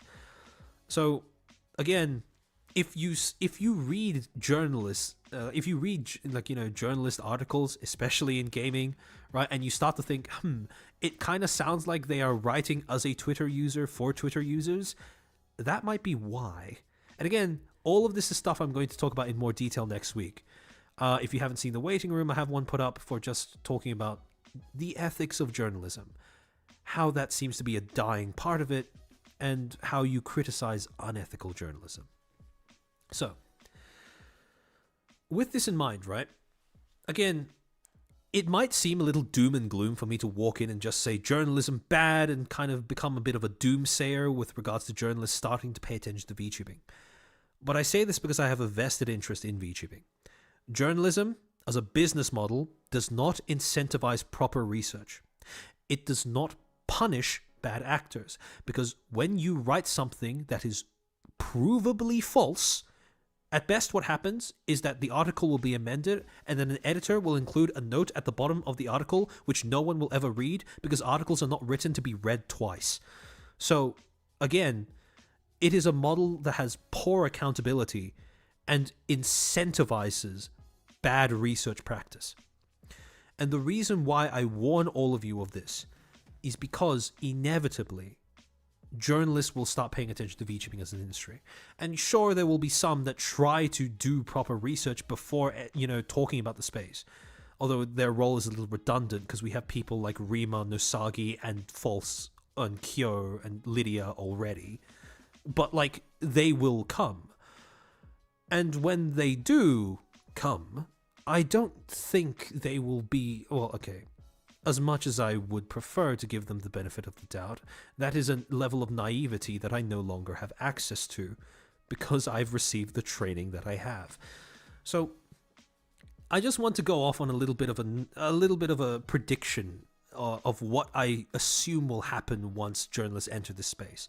And these are common talking points that journalists who have entered otaku culture or tried to report on otaku culture have hit on before. Because journalism is again, like I said before, it's a business model that disincentivizes nuance. I very much suspect, especially since VTubing is a Japan originated in Japan, that they will adopt a similar attitude. These are the talking points that I predict they will hit on to begin with. One, very obvious one, male-dominated hobby. They will probably end up at some point talking about how VTubing is a lot of the audience in VTubing is male and trying to make some sort of point out of that, according to my prediction. Lollies, that's always something that mainstream media likes to dunk on when they're having a slow news day. They might, especially America, they might try to make the lack of representation automatically equals racism argument. And again, I do want to stress that I'm not saying that racism doesn't exist in VTubing at all. It does. There are always going to be unhinged people who will harass someone just because they are black or they have a black model. But the lack of representation in the VTubing industry, especially things like the lack of African American representation, I do not think that is a point of malice, and I do not think that is an intentional thing. Even though journalists might be tempted to do so, especially journalists from America.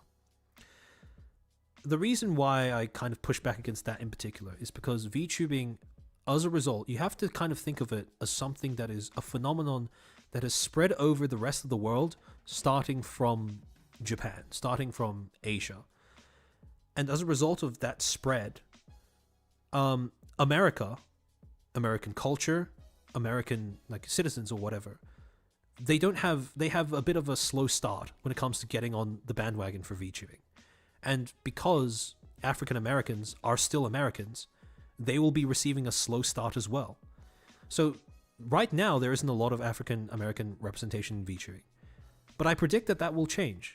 Slowly, gradually, naturally, as VTubing gets larger and as the years go on. And what I suspect, though, is that journalists will come into the space. They will see that there aren't a lot of prominent black VTubers or whatever, let's say, and they will instantly conclude that is because of racism and racism alone, even though it might just be a natural course in a hobby or industry expanding into a new group of people, not referring to African Americans but just the West in general, because diversity is a very Western concern and priority. It's not that much of a thing in Asian culture, I don't think. I say this as a Chinese/Taiwanese person, so maybe it's a thing for Vietnamese, Singaporean, Thai, Korean. I don't think so, from what I've seen. but it's definitely not as much as it is in America. And that's fair, because America has the history to make that the case. But to expect that of an entire industry is a little unreasonable. Blade, thank you for the 2. You mentioned Heavenly Father, he's a VTuber. Actually, yeah. I mean, look. I would say that, like, when people think VTuber, especially because of the way that the media has been reporting on VTubing, they've mostly centered their coverage around major corpos, first off. So you will notice that in the examples I gave earlier, most of them are from VShojo, and the one that has broken out recently has been HoloLive. The reason why, even though Heavenly is a great example of, like, you know, representation that emerged naturally and stuff, the reason why I don't think he will be picked up by the media immediately, unless they seek him out to prove a point about diversity, is because he's an indie. He's not really affiliated with a major established VTuber corpo, unless that is, of course, he auditions to VShojo and he's actually taken in on the next wave. But because he is not an industry player, and the way that journalism tends to notice things is that journalism tends to notice things on a top-down basis. So the larger entities will be covered first, then the smaller ones will be covered later. So because of that, corpos will usually receive the most attention in a space, in an industry, before they get to individual players in that particular industry. Individual and independent players in that industry, I should say. Tomahawk, thank you for the 5. The African American angle has already been an example in Shizzy. Yeah, and I covered that in my second ever stream. The VOD's still up in case you're curious about what I said in terms of that. But yeah. And lolly tubers are regular targets, so yikes, and these are from the tourists, yeah. The next thing I can see media doing is like body image or beauty standards discourse, where they try to make some sort of argument about how the average VTuber model is like a big boobied woman, and how that might be like unhealthy for the youth to see and hold themselves up to. But again, this is something that they've done before when they've covered like other entertainment industries. And again, as I suspect that there will also be a lack of nuance in the way that they do that. And then finally, they might have a moral panic about parasocial relationships, where they try to portray VTubers as demons for profiting off of them, and try to portray the fans as pathetic lost souls for indulging in them. Again, these are just my predictions, mind you, and I want to reiterate that just because I say that these are the things that I suspect mainstream media will try to cover once they start getting into VTubing proper, that doesn't mean that they will. I could be wrong. I could be wrong entirely. I could be completely off base. And just because one major publication starts doing this, and it doesn't mean the rest of them will start doing this as well. However, as someone who is, little cynical, little pessimistic, on top of being media trained, I can all too easily see this happening once mainstream media does actually start flexing its muscles in this particular space. Okay, so the next thing.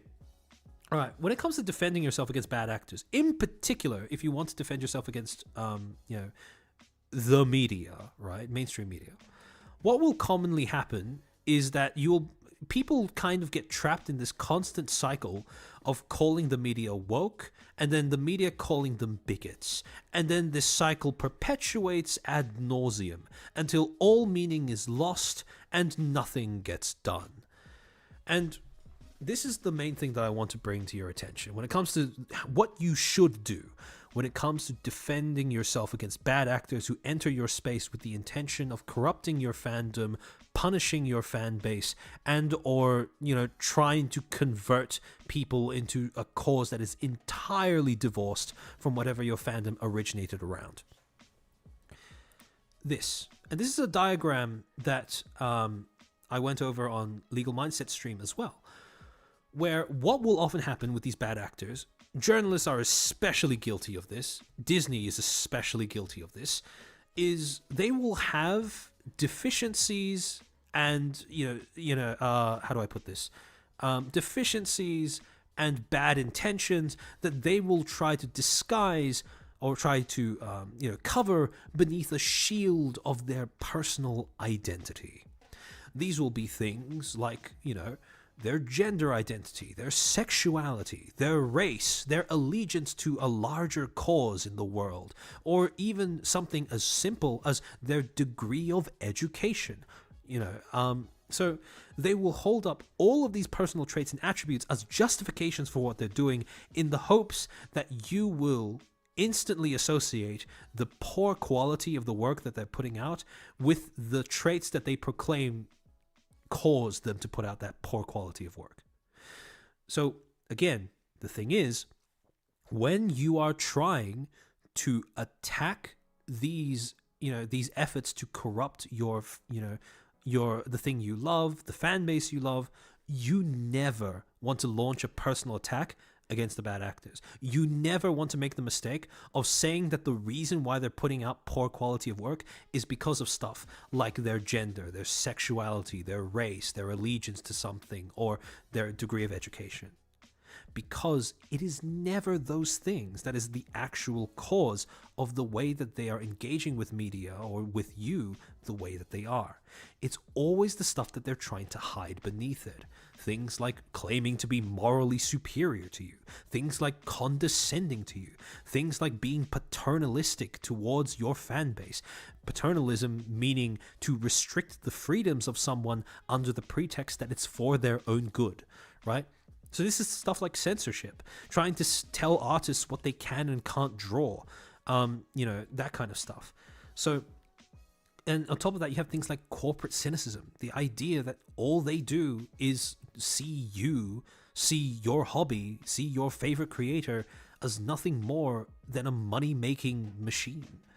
And on the other side, you have the deficiencies that they're desperately trying to hide. Things like not having any creativity or originality. Things like having prejudice, a lack of technical skill, a willful ignorance of nuance. Because they either don't have the time or don't care enough to properly, integrate or contextualize what they are talking about before they talk about it. So, again, do not launch an ad hominem attack. But do call out these things whenever you spot them. Give specific examples. And because of that, right? Because of the fact that their entire defense revolves around disguising all of this as this, the moment you start specifically critiquing these parts of their conduct, their defense falls apart. So like I said before, when you are calling out bad actors, when you're calling out people who are preying on your downfall, the best way to do it is to call out the game for what it is. And this is the game. So, in terms of this is mostly revolved around what not to do when you're trying to gatekeep something, right? Don't launch an ad hominem attack against those who are coming in to distort your space, who are coming in to punish your community. But what do you do? And this comes more into the more proactive, the more oddly simultaneously proactive and passive aspects of gatekeeping that I touched on before. 3 main things that you can do to advocate for your niche. 1, make your own content that revolves around that niche. 2, talk about what you like in that niche, or just talk in general, engage with the content that other people are making in that niche. And 3, lend your presence to that niche. So to go over these things in more detail, right? And when it comes to creating original content, I'll use YouTube content because that's the area that I specialize in, and that's also the kind of content that I consume the most often. These are things like making meme videos, making animations. Mr. H&H, Terrible Joe has been popping off for making HoloLive animations. These are things like Ludicano's super creative AMVs and stuff. The way that he mixes songs and creates these absolute acid trips that go along with them visually. Low effort clips being the linchpin of the entire FaZe kind of clipper scene, as well as individual creators like random VTuber edits who makes these sort of hyper specific original videos that are, for this particular video that I'm referencing, he whipped out, Blender and stuff to put together a Danganronpa edit of a bunch of different like jelly streams altogether. I can't really describe it in a way that like does it justice. So if you want to check it out, then I 100% recommend going to like look at this guy's videos. But again, one of the best ways that you can advocate for your niche is to create content that is in line with what your creator wants to be part of their brand identity. User-generated content is a massive part of good gatekeeping, because that is the kind of stuff that will advertise to good tourists what your niche is all about. So when you're able to do this, and again, this is just YouTube content, by the way. There's a whole bunch of stuff on Twitter. Like, I hate Twitter as a platform, but there are some really talented artists and like, you know, editors that are on Twitter, and who routinely put their artwork on there. I talked about one of them before, Agamata. Consistently turns out bangers. Urger King consistently turns out bangers. You also have like, you know, all the other like random users who ended up making really cool videos and edits of their favorite VTubers and stuff. They end up posting it on Twitter first and then YouTube later. Again, if you make content, if you're capable of making this content, if you're capable of reinforcing your favorite creator's brand image in that way, that is one of the best avenues of gatekeeping that you have access to. Azahara, you're gonna sit there and let Armchair forget you like this? Again, I only bring up random VTuber edits in particular because of the fact that like the sheer amount of effort that goes into operating. I think he's mentioned using like Adobe After Effects as part of his video making process, and that program is a bitch to use. So like I only bring him up because of that particular thing being like at the top of my mind. But this is just like the clippers that I think of off the top of my head, right? Like there are plenty others whose stuff that I watch that are not on this particular slide because I just couldn't fit them. People like Azahara, like Fayola, like Romelia Sentient Toilet, like Tachi, you know, like all of these other creators and stuff, all of these other clippers that are a massive part of that particular content ecosystem. And all of these creators, whether they think it or not, or whether they're doing it consciously or not, they are actively helping to reinforce the health of their particular creator's niche and community by consistently dousing both the community and, you know, tourists that come in with the kind of stuff that the creator wants their brand image to be associated with. Blade, thank you for the 10. Armchair, with the body image thing, I'm a shit talk towards Twitch because of the policy. Because from what I know, they might be jacking off to IRL streamers, even though VG is called Twitch staff. Yeah, I've had multiple streams before where I've talked about how Twitch is really bad with the way that they regulate their platform and how they seem to be discriminating against VTubers in particular. But yeah, I definitely do agree that Twitch is it's kind of weird that like, and this is why I don't trust journalism a lot, is because they didn't touch that aspect a lot. It didn't really make mainstream attention, even though it should have. But yeah, anyways. So yeah, on top of that, even if you don't make the content yourself, commenting on the content that other people make is really helpful as well. Because this is how you reinforce, again, the brand image of the creator that you want to, like, you want to succeed.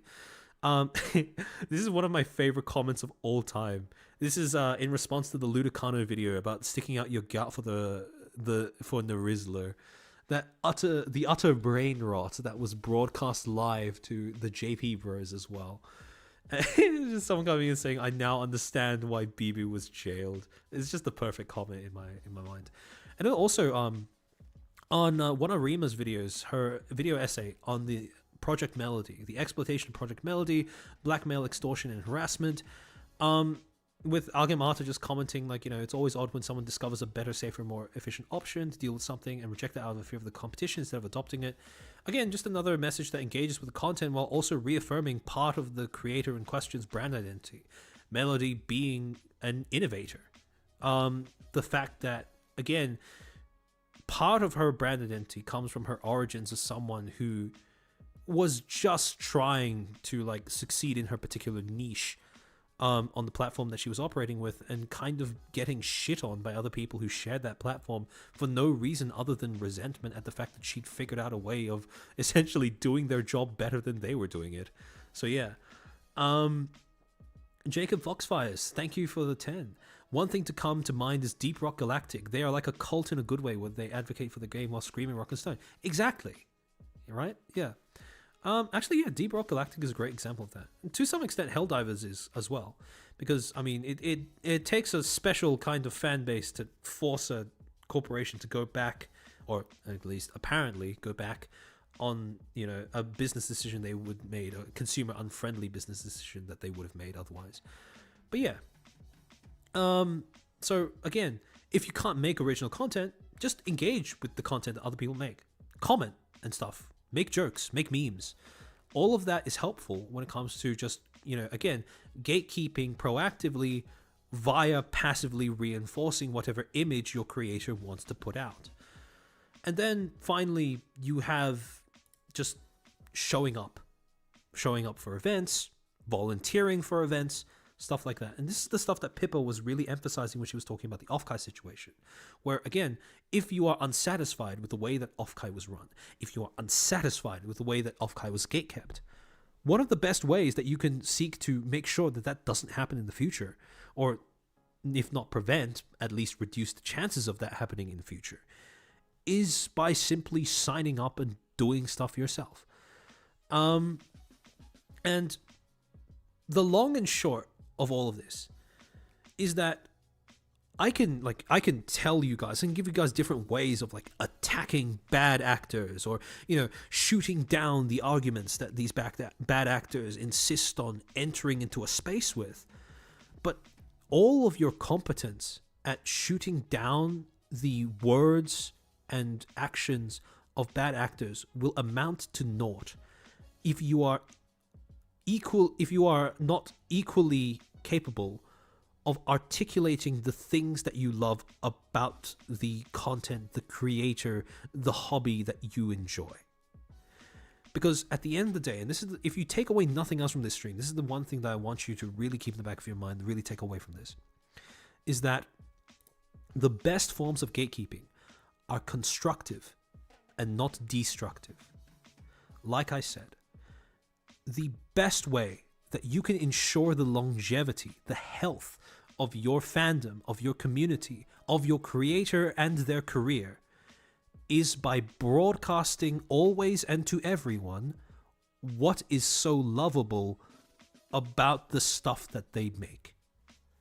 Why people should become invested in that particular content niche. And yeah, there are going to be bad actors that come in from the outside. Yeah, they will make life difficult for everyone for a little while. But as long as you maintain the integrity of your fan base, as long as you constantly keep up that, you know, that constant broadcast of why people should be interested, why people should enter the space, they will always fall off.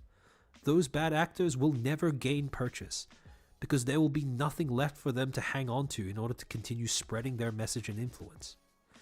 They will be swept away in the release of new content, and you, by continuing to broadcast why you love what you like, you will be able to contribute to that wave. And in doing so, maybe more than you ever imagined, you may end up contributing to something truly beautiful.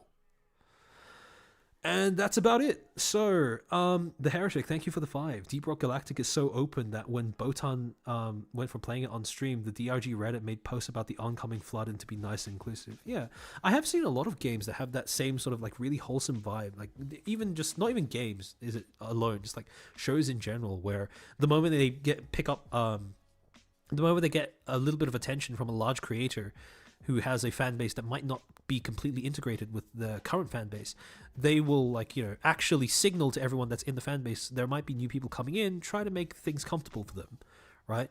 So yeah, it's always really wholesome when you see that happening in like a fan base and stuff. So Robert, thank you for the 5. In regards to journalism, I wonder if you aren't elaborating on aspects like corpo ownership and the nature of corpos as providers in hobby economics.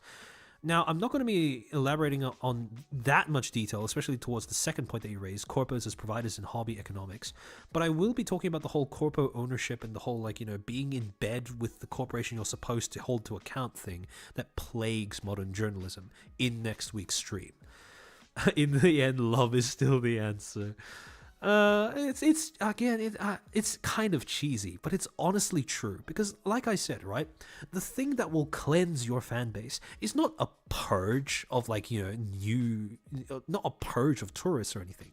It is just the constant washing away of irritants that accompanies the constant release of new content. So, yeah. Oh shit. Vivian Raj, thank you for the 5 gifted memberships. 5 new footstools who have Vivian to thank for doing that. Welcome to the club. Welcome to the club. Actually, the people who are members, I am curious. I want you to just spam your favorite emoji a little bit. I want to see which one resonates more with the fan base.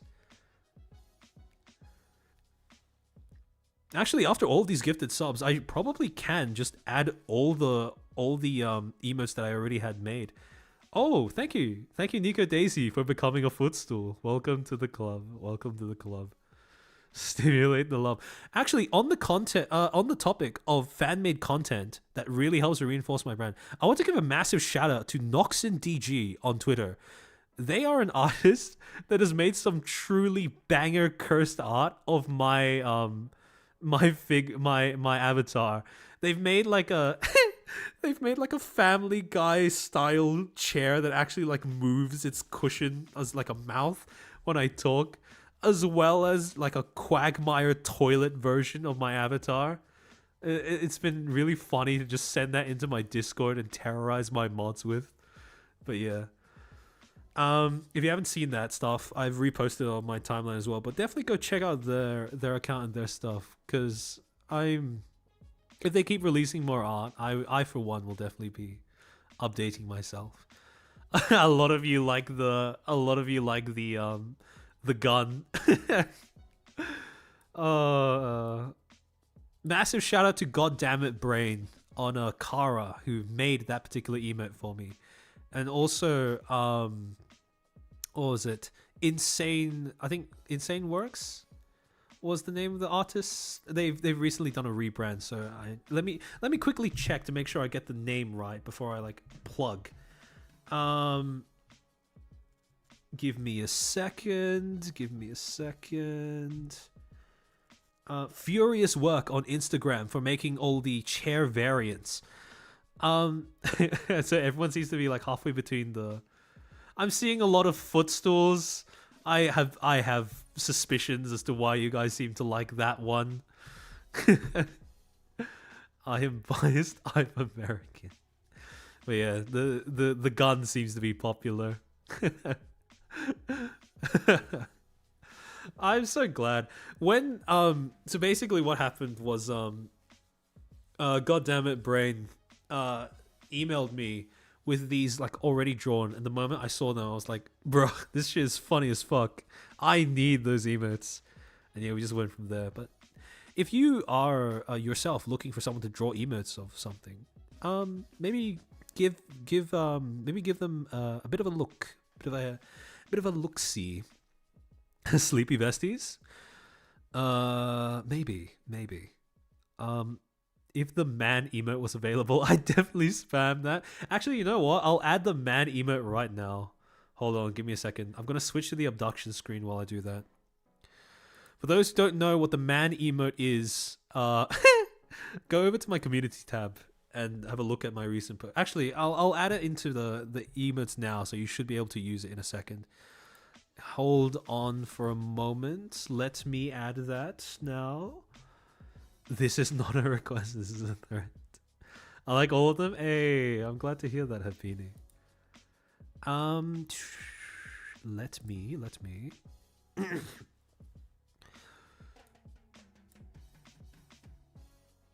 Give me a second. I'm whipping it out. This screen will always make me laugh. Hey, I'm glad to hear that.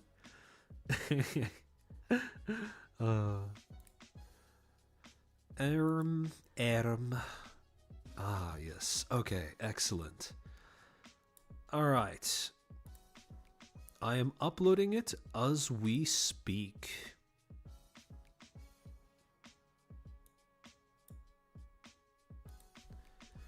It might be hard to make out at first if you just use it in chat, But this is what the man emote is. I'll give it a second to upload. It should show up any minute now. All right. Hopefully you can use it. Headhood from the Weekly Enlightenment. I'm glad you guys find these streams to be so informative. Because, again, all of this is knowledge that can no longer be gate-kept away from you guys by universities. So that's always a win. Now I just need to add the sofa and the throne. So let me just do that now.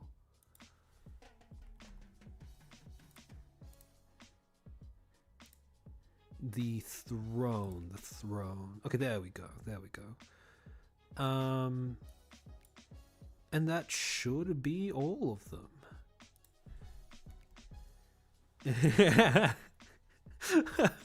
People are starting to use the man emote. I love it. It's like a seminar where you go to college. I mean, I hope to get that kind of vibe. Again, college is I do think that college is a little overrated because it's you know, what universities are selling you when they sell you a degree is the prestige that comes along with their degree and their name as well. It's not really just the knowledge because, frankly, with how democratized education has become with the advent of the internet, you don't really need to look that hard to get the same sort of information that you get from your average bachelor's degree. As long as you're willing to read through a few like dry papers and stuff, you should be fine when you like if you try to teach yourself something.